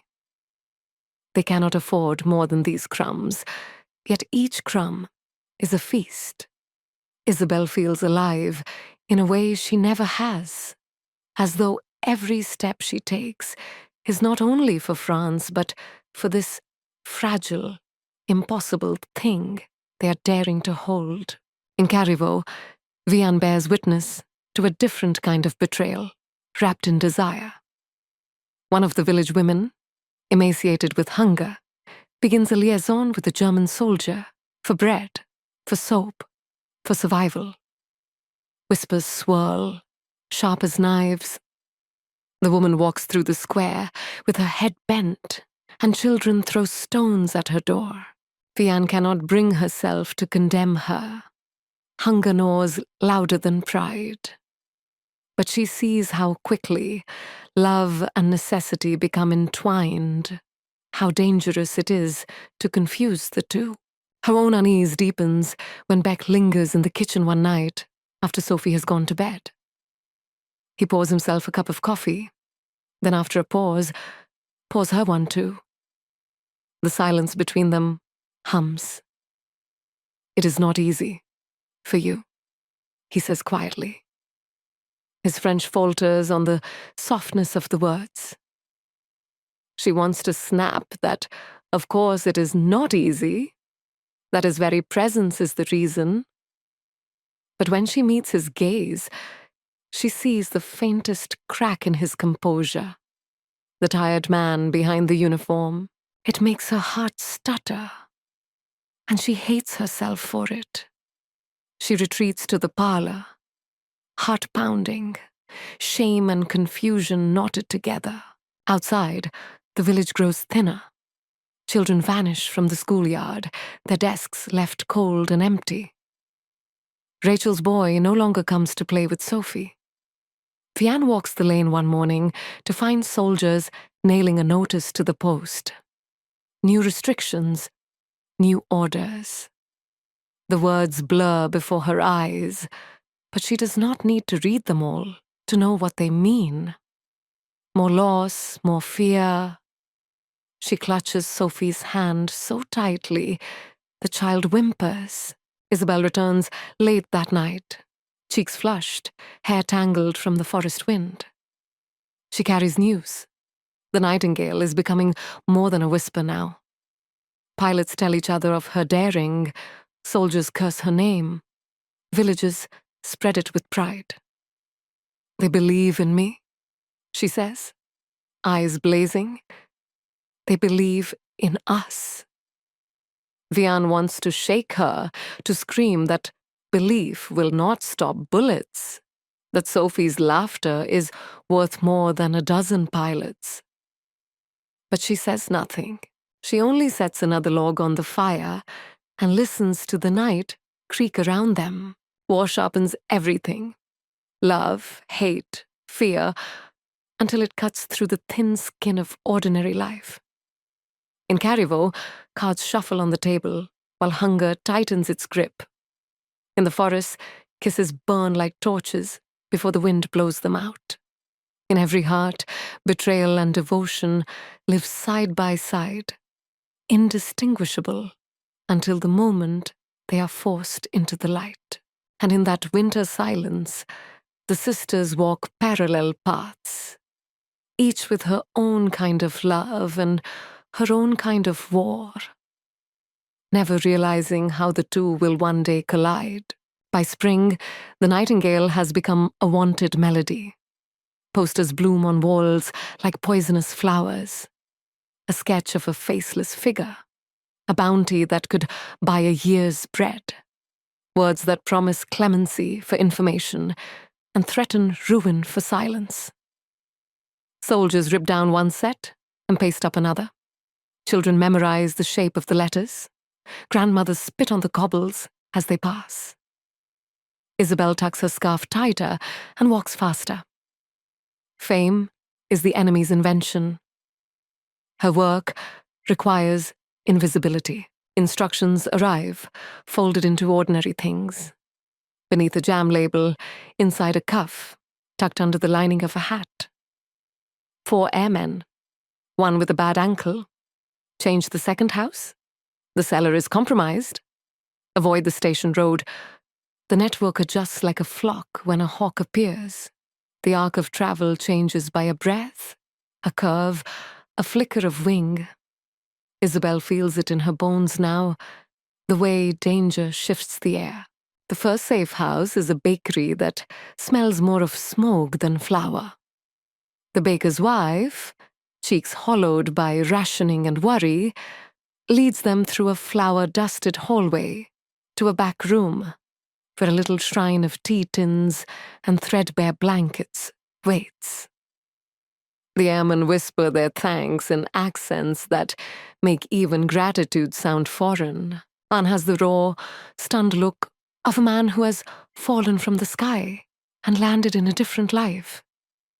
The other 3 carry their fear like a pack they don't dare set down. Isabelle gives them new names and a dozen small rules. How to hold a spoon. How to say bonjour properly without swallowing the R. She shows them how to become ordinary. The second house was meant to be a seamstress on a quiet lane, but the windows are dark and the door is chained. A neighbor sweeps her step too carefully, eyes flicking to the corner where a patrol car often idles. Isabelle does not knock. She keeps moving. They shift to the contingency she memorized at 3 a.m. A widower who has nothing left to lose. He opens at the first tap, like a man expecting a ghost, and leads them by lamplight into a coal cellar where the dust tastes of old winter. At a checkpoint on the road out of town, a sergeant with dog-quiet eyes holds Isabelle's papers under a lantern. The light makes shadows of their faces, the airman's cheeks hollowed, the sergeant's brow a ledge. "Your cousins," he says, skeptical. "From, where did you say?" "Lille," she answers, letting her mouth soften around the word the way locals do. She lets her shoulders slump with the weariness of a woman who is always walking errands for other people. When the sergeant asks what is in her basket, she shows him onions and the heel of a loaf. The letter tucked beneath, a scrap of code that will guide her after the river crossing, stays where it is, smelling like yeast and resolve. A boy crashes his bicycle into the checkpoint rope, tangling himself with a squeak and a flurry of apologies. The sergeant turns to snarl. Isabelle walks. She does not breathe until the rope is behind them. The mountains arrive slowly, and then all at once, the way fear does. Hills swell into thicketed slopes, slopes into fur-laced ridges, ridges into stone spines that snag the clouds. The guide who waits at the last farmhouse is Basque, his face ridged with weather, his voice as soft as worn leather. He says little besides follow and quiet and don't look down, which is both kindness and instruction. The air smells of resin and cold. A hawk wheels above them, as if to mark the path. The man with the bad ankle falters on the second day. Breath sawing in and out, the skin around his mouth gone grey. "Leave me," he whispers, as if the mountain might spare them if it hears the right plea. Isabelle loops his arm over her shoulders and takes 2 of his steps into her own body. Pain blooms up her spine, and she keeps moving. "Not our game," she tells him through her teeth. "No leaving." They cross a scree slope where the stones shift like treachery, a narrow ledge where the wind threatens to blow their lives off the mountain, a notch in a ridge. where the snow has melted into a cruel slush that hides holes deep enough to swallow a leg. At dusk, the guide crouches, palm down, and they all freeze. Voices drift up from below, German, bored and mocking, punctuated by the clink of metal. The guide points them toward a seam in the rock, a shallow cave that smells of iron and damp. They press themselves into it, ribs against stone, while the patrol passes close enough that Isabelle imagines the heat of their bodies. One of the airmen begins to shake. She takes his hand, squeezes until the tremor moves into her own bones. When the voices fade, the guide only says, "We go," as if language itself must be rationed. Spain is not a border marked by a line in the dirt. It is a rhythm change. The air tastes a fraction different. The guide stops at a copse of wind-bent trees, points toward a path that disappears into brush and says, "This is where I end." Isabelle nods. She has learned that gratitude is best offered in the currency of silence. On the far slope, a man in a flat cap appears and lifts his hand, the smallest salute. The airmen go to him in a stumble that is part relief, part exhaustion, part disbelief. One turns back, mouth forming a thank you that has no language to fit inside it. She gives him a smile as thin as a blade, and then turns away, because goodbyes are the most dangerous place of all. She returns alone, lighter by 4 burdens and heavier by 4 lives. On the descent, a fog drifts in, sound-stilling, sight-stealing. Somewhere a dog barks, the sound warped by distance. Isabelle moves like a ghost. At a bend in the track, the beam of a torch slices the mist. She drops flat, face in cold moss, while 2 soldiers tread past. Their voices close enough that she can hear the scuff of a heel against a stone. Her lungs beg. She lets the breath seep out slowly, as if breathing were something she must hide as well. When the light fades, she rises with mud on her cheek and a new understanding. Bravery is not fire. It is persistence.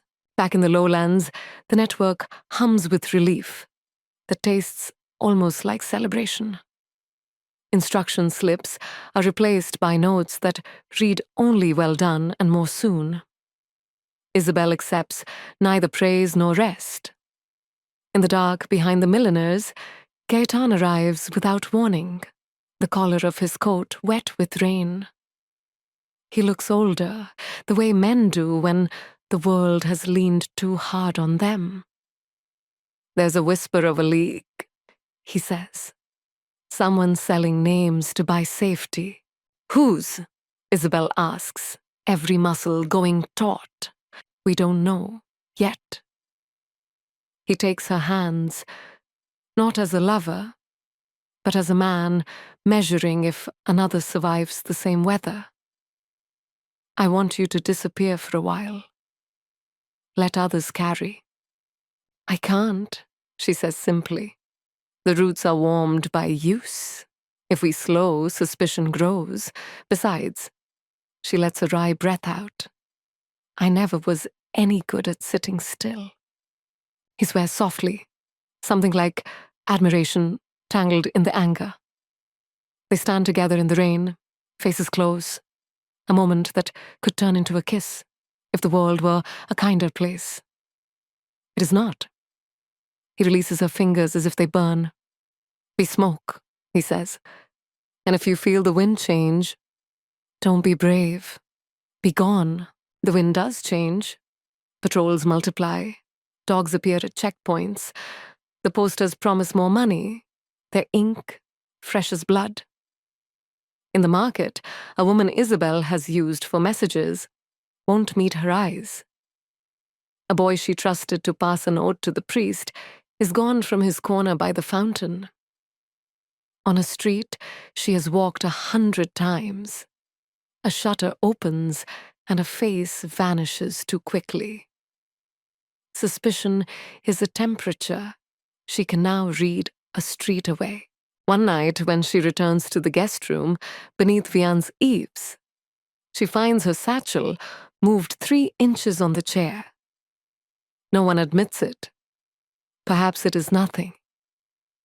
Nothing is the shape danger takes when it is learning your house. She hides the papers in the hem of her coat and sleeps with her boots beside the bed. In the morning, as she crosses the square, she sees a new notice nailed to the post. The bounty larger, the threat blunter. A promise of reprisals for those who shelter the nightingale. Someone has written in pencil beneath it, small and defiant, Elle vole quand même. She flies anyway. Isabelle stares at the words until they blur, not with tears, but with a furious clarity. The cost is rising, in hunger, in fear, in friends who stop answering doors. Capture is no longer a distant thunderhead. It is the taste of iron in her mouth, the prickle between her shoulders. She adjusts her scarf, fixes her gaze on the road ahead, and steps into the day, as if it were a stage set for a miracle. Somewhere in the forest, a path remembers the weight of 4 men who made it across because a girl refused to measure her worth by what others allowed her to do. Somewhere in Carivaux, a mother smooths a line of ink on a form and changes a fate by a single letter. In between those 2 acts, the nightingale keeps walking, the net tightening, her wings beating anyway. By the 2nd year of the occupation, the machine of cruelty no longer hides its gears. What was once whispered now happens in the open, each act of violence turning into a lesson carved into the hearts of those left behind. Vianne, who once thought survival meant silence, begins to see that silence is a door the enemy walks through freely. She has no guns, no maps, no routes across mountains, but she has children around her, Sophie, and others who look to her as a teacher, a neighbor, a woman who still remembers how to smile even when the world forgets. It begins with Rachel's son. Ari is bright-eyed, full of questions, his laughter always 1 step ahead of fear. He and Sophie used to chase each other through the orchard, voices like bells. But now, Ari is branded by laws written in ink that stains deeper than blood. One afternoon, soldiers storm into the school, their boots scattering chalk dust, their eyes hard with orders. The new headmaster reads out names, voice trembling as he pretends to be dutiful. Rachel is forced to step forward, her hands clutching her boy's shoulders. Vianne watches in frozen horror as they are marched out, their absence leaving a hollow that cannot be filled. That night, Sophie asks where her friend has gone. Vianne cannot answer. She gathers her daughter into her arms and whispers only, "We must be kind, always." But inside, something shifts. Kindness cannot remain only words. The next week, the priest approaches Vianne in the churchyard, his cassock dark against the pale stones. He does not speak at first, only presses a scrap of paper into her palm. A name, an age, and a plea. Hide him. The boy is thin, frightened, the stars of the night sky still reflected in his wide eyes when he arrives at Vianne's gate. She ushers him inside with a smile too bright, too ordinary, as if pretending it is a sleepover might erase the danger. She tells Sophie the boy is a cousin, weaving a story with care. Together, they whisper it at night until it becomes second nature. He's family, Sophie repeats, as though the lie, spoken often enough, will become a shield. One child becomes two, then three. The house grows noisier, riskier. Each time a knock rattles the door, Vianne's blood runs cold. She pictures Beck on the other side, cap in hand, polite smile hiding a ledger of secrets. Yet he never intrudes. Sometimes his gaze lingers on Sophie's playmates, a question unasked. Once he says only, "Children deserve to laugh," and leaves a tin of jam on the counter. Vianne cannot decide whether it is mercy or mockery. Hiding the children is only the first act. Vianne begins to tamper with records at the school. Her careful handwriting, once used for lesson plans, becomes a weapon. She crosses out names, replaces them with French ones, alters birthplaces. Each stroke of her pen feels like stepping onto a tightrope stretched over fire. If anyone checks too closely, the lie will glow like a torch. Still, she writes. One life, then another. By summer, her hands shake from the enormity of what she has done. But her resolve has hardened into steel. The risk spreads into her body. At night, she lies awake, imagining soldiers dragging Sophie into the square, imagining children ripped from her arms because someone betrayed her. She has seen what betrayal looks like now.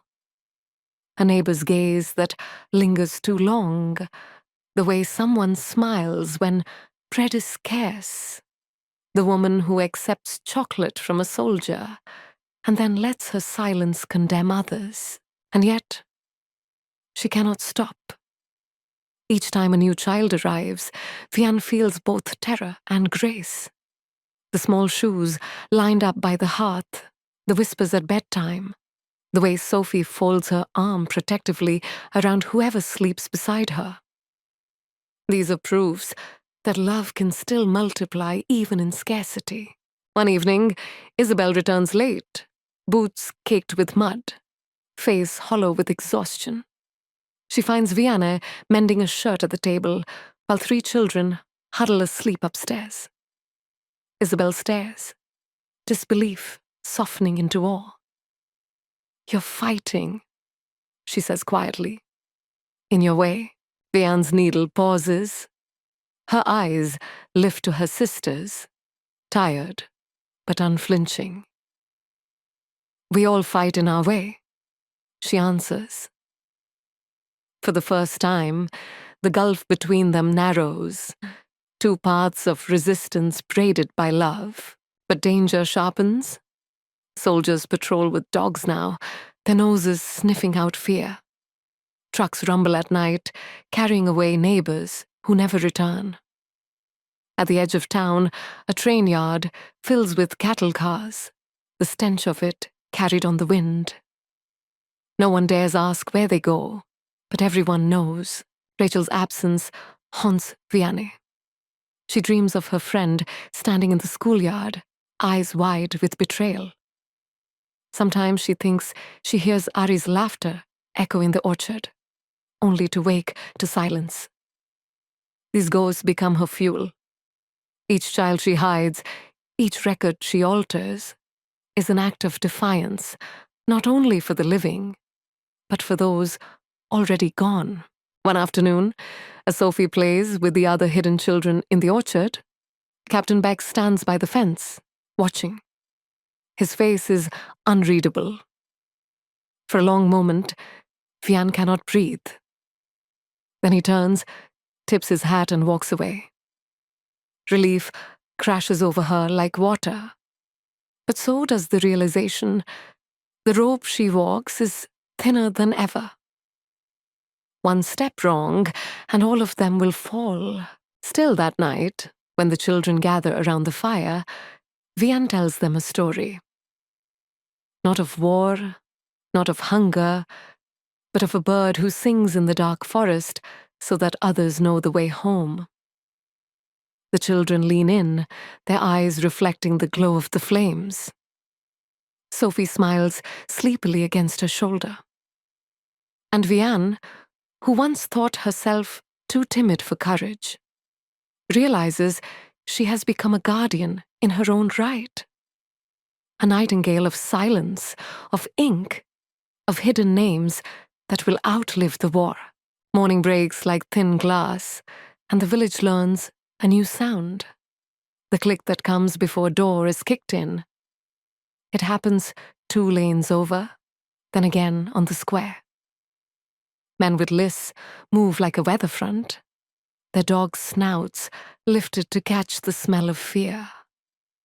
Those who used to whisper now point. Those who used to turn away now look hard enough to bruise. Somewhere, a woman opens her shutters and never shuts them again. Somewhere else, a hand writes a name on a slip of paper and buys another week of bread. Vianne hears the first thud of boots and moves before thought arrives. Children scatter at her whisper, the smallest clutching Sophie's sleeve. In the pantry, beneath the sacks of potatoes and the jar of buttons, a trapdoor no one but the house should know yields to her hands. She lowers 2 boys and a girl into the dark, kisses each forehead with a mother's prayer, and shuts the panel. The floor becomes a lie she will defend with her life. She wipes her palms on her skirt and breathes, as if this is all ordinary. The knock is a performance. 3 beats that say we know there is a door, but we will let you pretend we asked first. The new officer steps in ahead of his men, a crisp smile tucked like a blade into the corner of his mouth. Beck is gone. Transferred, so he claimed, with a polite nod that felt like a farewell to decency. This one does not hover at thresholds. He occupies.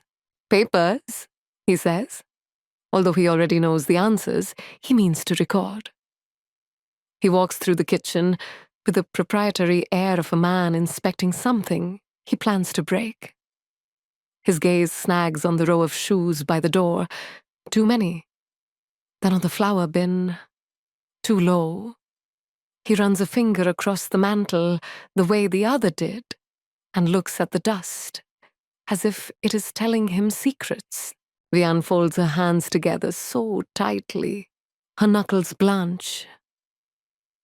The butcher had little today, she offers, hearing the quaver and hating it.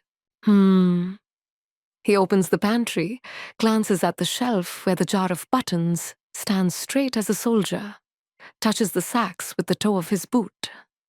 The boards do not creak. Her heart does. After a long breath, he shuts the door and turns, close enough that she can see a shaving nick on his jaw. Do your neighbors visit? We keep to ourselves, she says. A lie that has learned to speak without stuttering. He looks past her to Sophie, who sits at the table with a slate and the kind of stillness children learn too young. He smiles, and the expression never touches his eyes. It would be wise to continue that habit. Then he leaves, taking the air with him. When the sound of boots drips away, Vianne collapses against the counter, throat working, and pries open the trap door with fingers that have forgotten how to feel.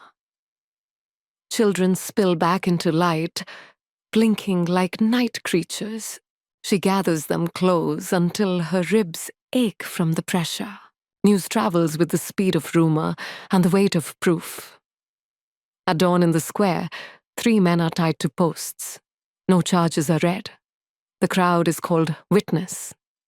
A shot cracks, then another, and the sound hangs over rooftops like laundry that will never dry. The message is clear. The nightingale sings too loudly, Those who listen will be made deaf. Vianne grips Sophie's hand hard enough to hurt and says, "Look at me," until the girl's gaze obeys. They walk home with their heads bowed, because grief in public can be mistaken for guilt. In the forests and barns between here and the border, the net tightens until breath itself feels like contraband. Isabelle is already moving when the lists begin to grow teeth. She has memorized the patrol patterns and the rhythms of checkpoints. She can read a street for danger the way other people read recipes. But now the streets are holding their cards closer. The milliner's back room is empty one night, the press cold and quiet. A boy who used to whistle when he saw her turns down an alley and doesn't come back. The woman in the third pew warns without blinking. "There's a leak. We are patched in 3 places, and still we drip." A rendezvous is set for the tannery at the edge of town, where the air forever smells of old hides and river rot. Isabelle arrives early and hides in a shadow that hides other shadows. She has learned to stand like a question no one wants to answer. The first man to enter is new, cheeks too clean, boots too proud, and he looks around with a slowness that only a man rehearsing calm has. A second figure follows, familiar in the outline until he isn't. When he steps into the smudged light, she sees the tiny stiffness in his shoulders, the eager way he grips his hat. Eager men are dangerous. She tangles the map into a scarf and slips out through a gap in the wall before either can register the extra draft. Outside, the river gnaws its bank, and she moves along it like fog, counting, listening. At the corner, a truck idles, exhaust painting the air a sickly grey. A sergeant leans against the door and smokes, the cigarette ember a small, cruel star. It is a trap built with patience and certainty, a story written for her to walk into. She does not. Not yet. Back at the orchard gate, Vianne meets her with a look that is a warning and a welcome. "They came again," she whispers. "They counted spoons." She does not say the rest, that the new officer bent and picked up Sophie's slate and smiled as if the word "papa" were a joke. In the kitchen, Isabelle eats standing up, the food tasting like worry. She lays the scarf on the table and slides the map from its fold. The roads are thinner now, single threads across jagged ground.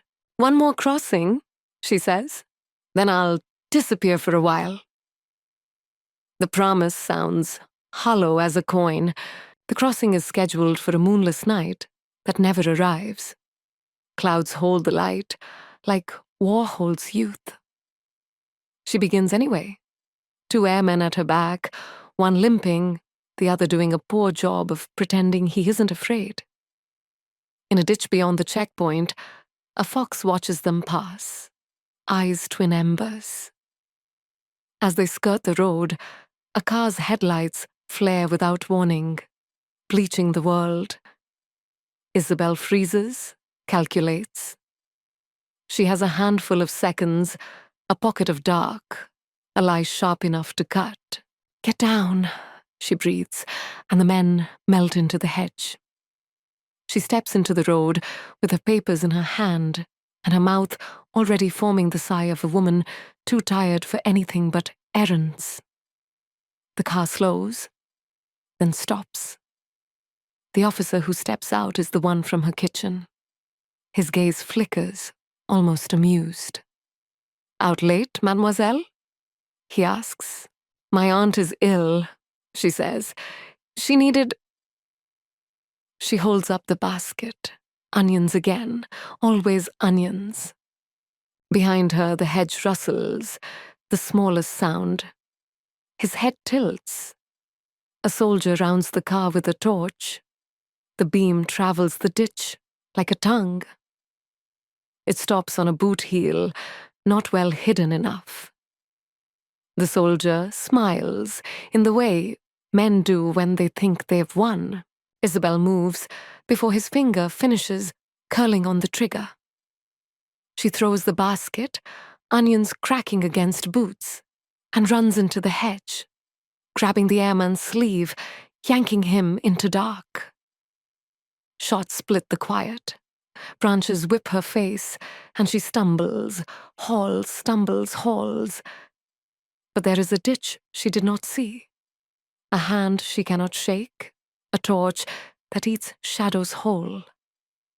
A blow finds her shoulder. The ground finds her knees. Boots close around her, a ring.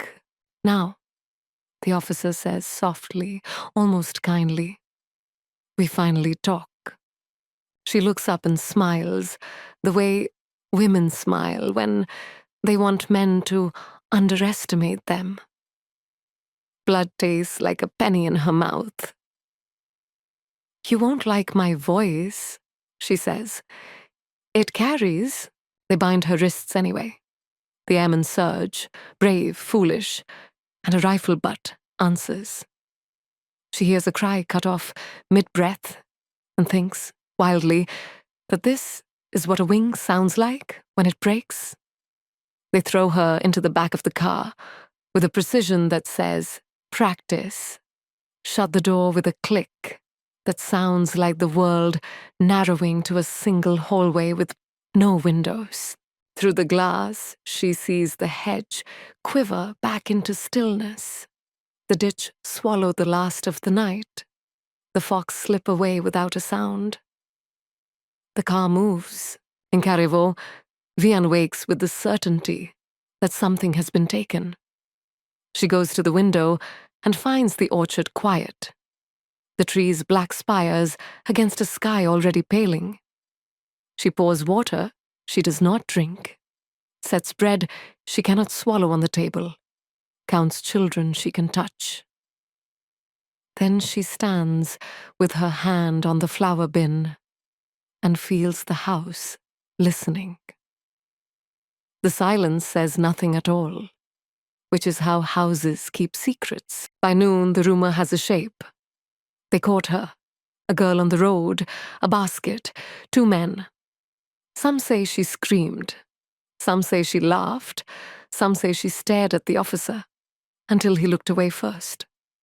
Vianne gathers every story to her chest and sits down with a needle and a list and writes another false name, then another, because this is what she can do, while other kinds of courage are taken into rooms that lock.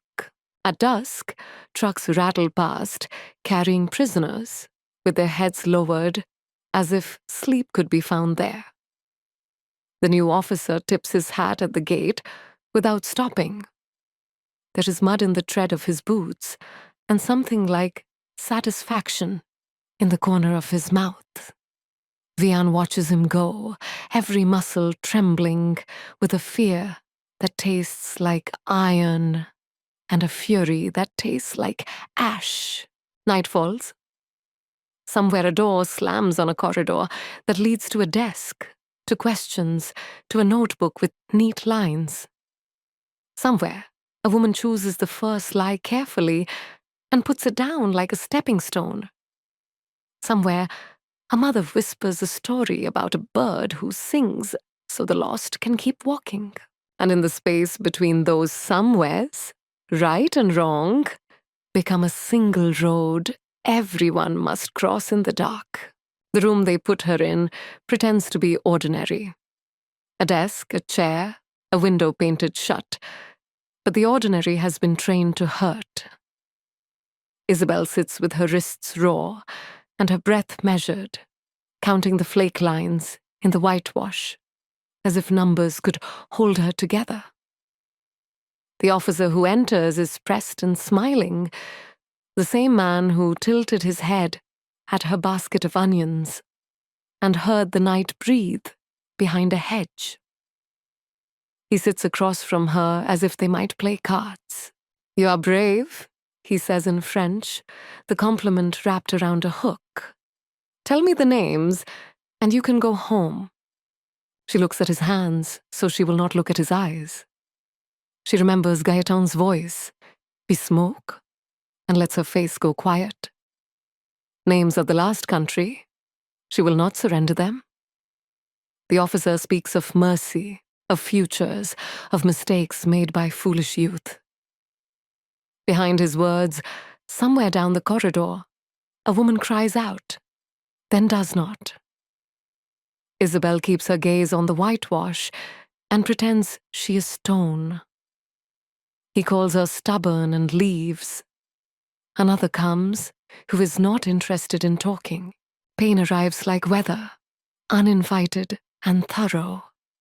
And when it passes, she spits the blood out and says nothing at all. They move her from room to room, from chair to floor, from light to darkness. She learns the rattle of the keys as if it were a sentence, the scrape of a boot as if it were punctuation. Days lose their edges. Once, through the crack of a door, she sees a boy, no more than 16, curled on a bench with a face that has not yet learned how to hide. She closes her eyes and sees a mountain path, a hawk, 4 men climbing toward a sky that will not kill them. She opens them again and says, when asked, "I don't know." Word travels in places where words are beaten thin. The nightingale is a man with a scar. The nightingale is a priest. The nightingale is a ghost that walks through walls. One afternoon, they drag a farmer into the yard and accuse him of being the nightingale because he once guided sheep through a pass. He shakes his head, says he has never been further than the ridge where his wife is buried. They point rifles at his chest to make him remember differently. The air holds its breath. Isabelle steps forward before the first order is finished, leaving a mouth. "It's me," she says, and the silence that follows is not disbelief, but recalculation. The officer turns toward her slowly, the way a cat turns toward the bird that has chosen to land too close. "I'm the nightingale." He laughs at the idea of it, at the audacity of a girl claiming a legend. "Don't be foolish." "For once," she answers, and meets his eyes. "Listen." She names the ridge where the wind eats words, the shape of a ledge that only reveals itself from the upslope, the door in the rock that smells like iron after rain. She gives them things only the nightingale would know, and nothing that will break another life. By the time she finishes, the rifles have lowered. The farmer is told to go home and plant beets for an army that has learned to starve. Isabelle is led away. The door closes. In the dark behind it, a dozen women take one breath together that tastes like reprieve. They send her east, where the sky is the color of old smoke, and the fences have learned to hum with despair. The train shucks forward, with bodies packed tighter than memory. She thinks if she could burst one board, she could flood the countryside with names that would turn to trees. At the camp, the world is rewritten into new grammar. Lines, numbers, commands that start with don't and end with now. The air smells of coal and something worse. Women move like laundry, hung in a cold wind, grey and flapping and still somehow human. Isabelle becomes a fraction of weight and a series of tasks. Carry, scrub, stand, survive.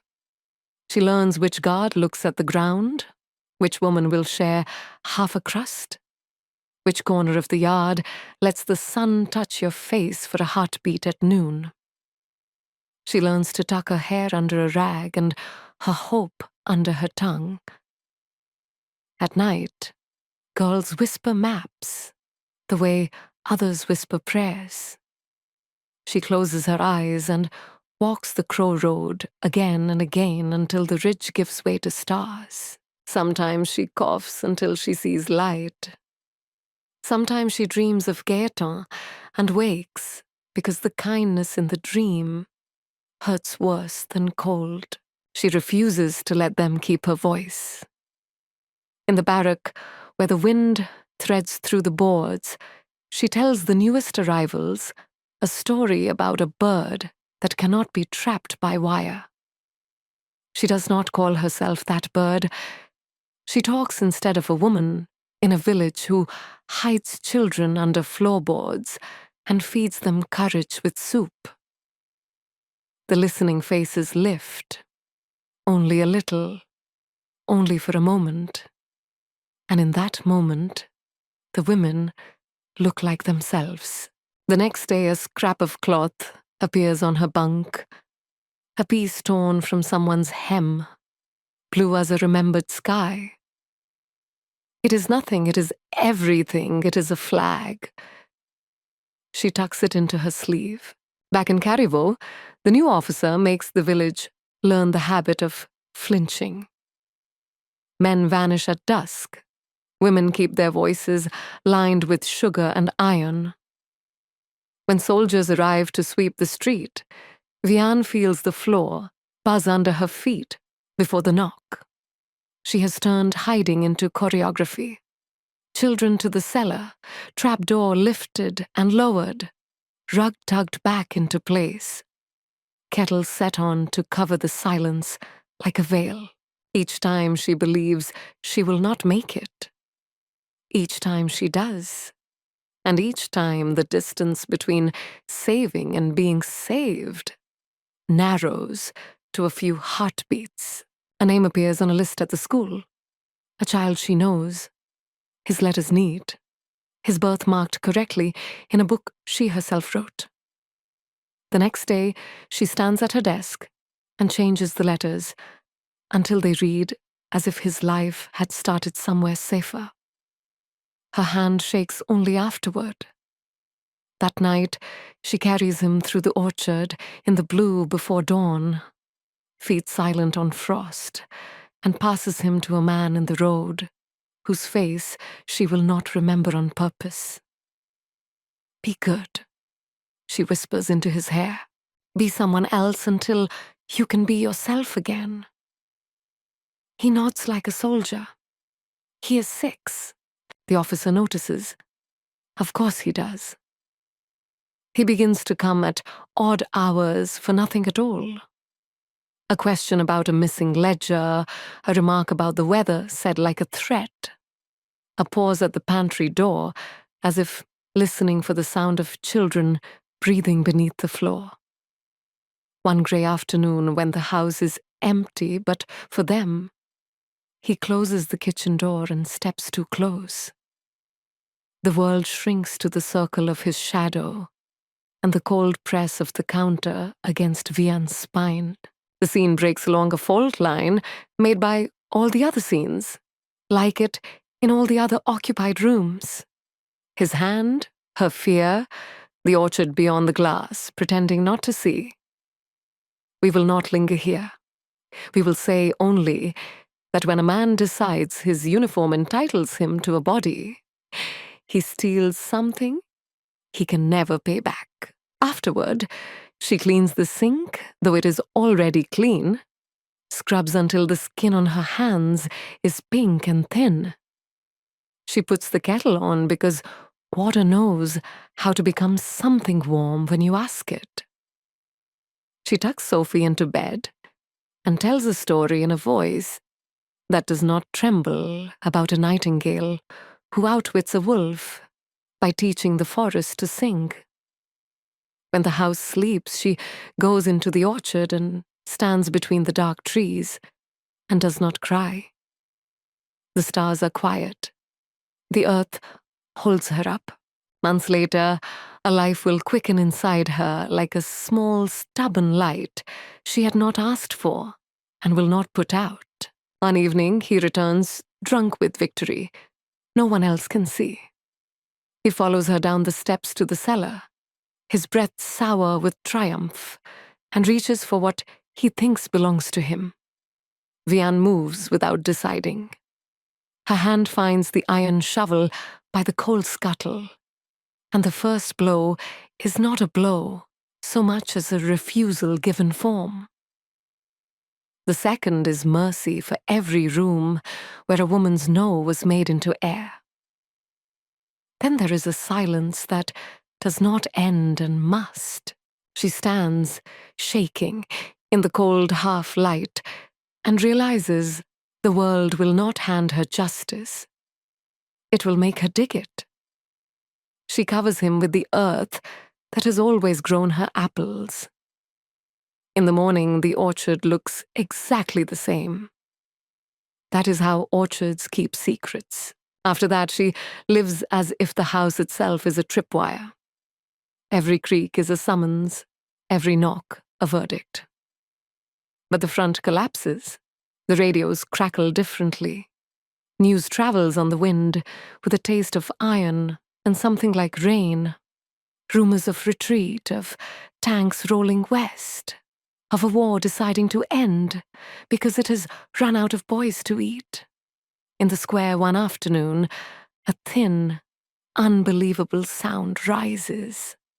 Church bells, not rung for warning, but for joy. Women come running with aprons still wet and hair half pinned. Men step into the light as if it belongs to them again. Soldiers, different ones, drive in with dust on their boots and laughter like thunder that does not kill. Liberation feels like standing up after 2 years on your knees. Some heads are shorn, some fists fly, some embraces are too hard because they are trying to become years. Vianne holds Sophie so tightly, the child squeaks and then laughs. And Vianne does not let go. The war loosens its teeth from Carriveau, but its jaw is still clamped shut elsewhere. Isabelle learns this at the edge of fever, when the gates of the camp open and backs in unfamiliar uniforms appear, and the fences stop humming and women stare because they have forgotten how to move through a door that is open. She takes one step, then another, then folds to the ground because her legs are made of smoke, and the sky is suddenly too blue. Hands lift her. Voices say words that do not arrange themselves into sense. Someone gives her water, and it tastes like being believed. They put her in a hospital that smells of lime and new chances. A nurse cuts away her filthy rag of a dress and finds the blue scrap in her sleeve, the little flag she carried when flags were illegal. Keep it, the nurse says, because the world is trying to learn kindness again. Fever comes and goes like a tide that forgets its schedule. In the lucid hours, she thinks of a bridge with Gaëtan leaning against the wind, of Vianne's kitchen lamp, of the 4 men who made it to Spain and perhaps to home. She thinks of a farmer who planted beets and did not die because once she opened her mouth and spent her legend-like coin.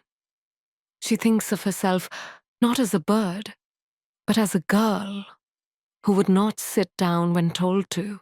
On a day when the light is thin and kind, footsteps stop at her bed.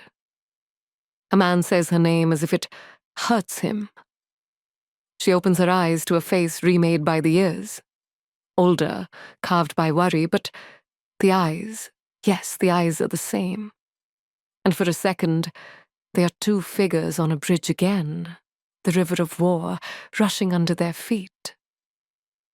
He takes her hand, bowing his head to hide the tears he does not want her to spend strength on. I looked for you, Gaëtan says. Everywhere. You found me, she whispers, and closes her eyes to rest in the truth of it. Outside the window, a bell rings as if the world is practicing joy. Inside, a breath goes out and returns like a bird that has learned how to find its way home. Carriveau breathes, too. Slowly, raggedly. Vianne cleans the cellar floor and plants 3 new saplings in the orchard. Children tumble through the grass, a tangle of knees and laughter and future, and she watches them like a sentry who has traded her rifle for a storybook. The past is not gone. It has simply learned to share the room with the present. There are letters to write, names to find again, truths to say aloud when the air is ready. But first there is this. The quiet after the storm and the knowledge of what was carried through it. On a mountain path, under a kitchen floor, in a woman's body, in a girl's name that turned out to be a song. Decades have passed. The world has painted over its scars, with highways and glass towers, with radios that hum with songs instead of orders. In Oregon, where the sea breaks against cliffs that do not remember the war, a woman wakes each morning and listens to her bones creak before she listens to the gulls. Her house is filled with the ordinary comforts of survival. Photographs of grandchildren, books left open on tables, the hum of a refrigerator, instead of silence that hides children. Yet under it all runs a current of memory, deep and restless, like a river that refuses to dry. Her name is not the name she wore then. Time and safety required a softer mask.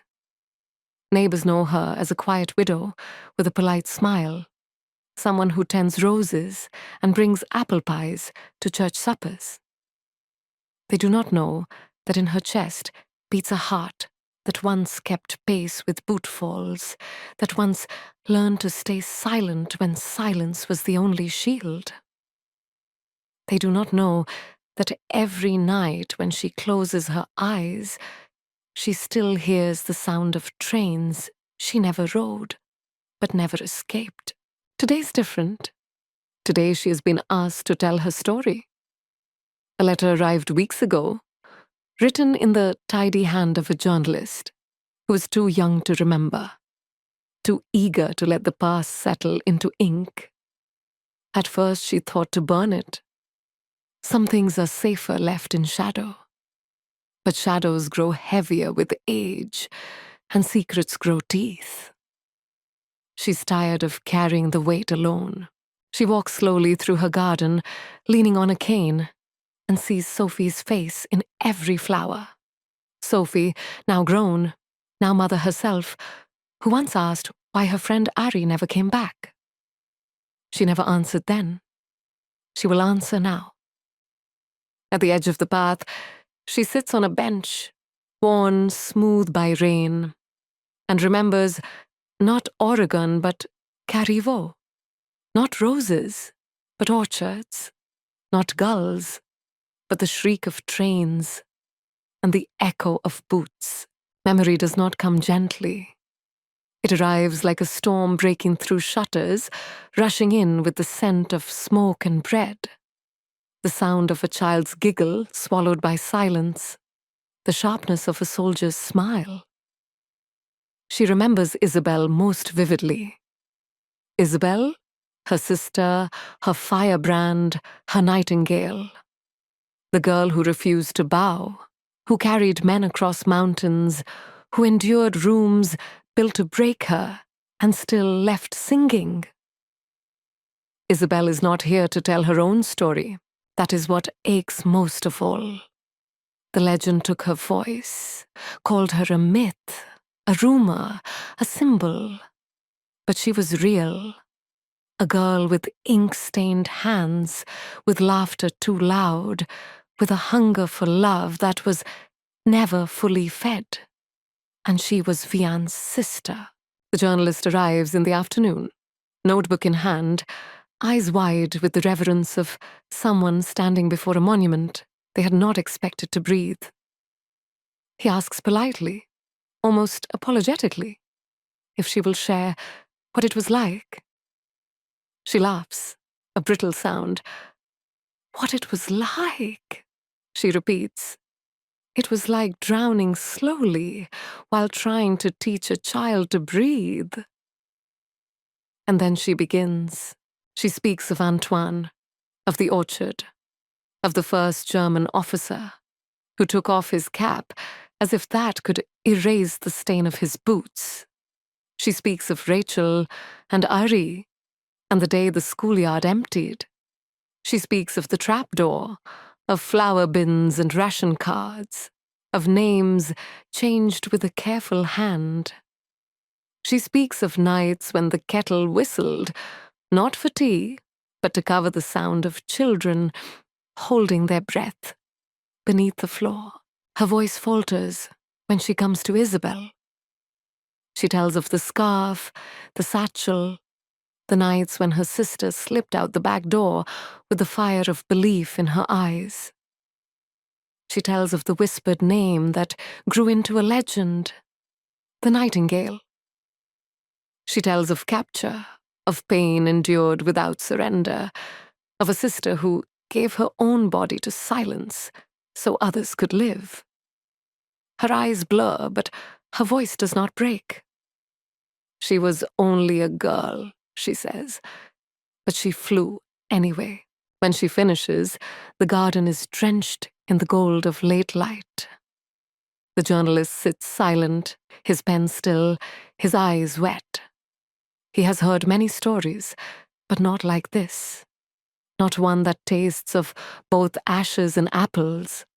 Not one where courage looks like a girl in muddy boots and a woman with ink on her fingers. He thanks her softly, as if words are too small for the gift she has given.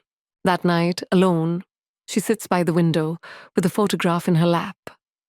Two sisters in the orchard, one smiling too shyly, the other laughing too loud. She traces their faces with a trembling finger. Outside, the night hums with the same song it has always carried, the song of crickets and wind and memory. She closes her eyes and hears it differently, a nightingale's call carrying through the darkness, guiding the lost home. The story is no longer only hers to keep. It will fly now, across pages and voices, across generations. And when she is gone, it will remain, not as myth, but as truth.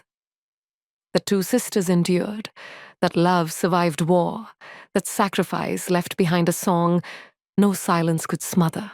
She leans back, lets the photograph rest in her lap, and whispers into the night.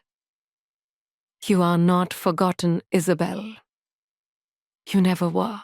Outside in the dark, it almost seems as if a bird answers. Bird answers. Bird answers. Bird answers. Bird answers. Bird answers. Bird answers. Bird answers. Bird answers. Bird answers. Bird answers. Bird answers. Bird answers. Bird answers. Bird answers. Bird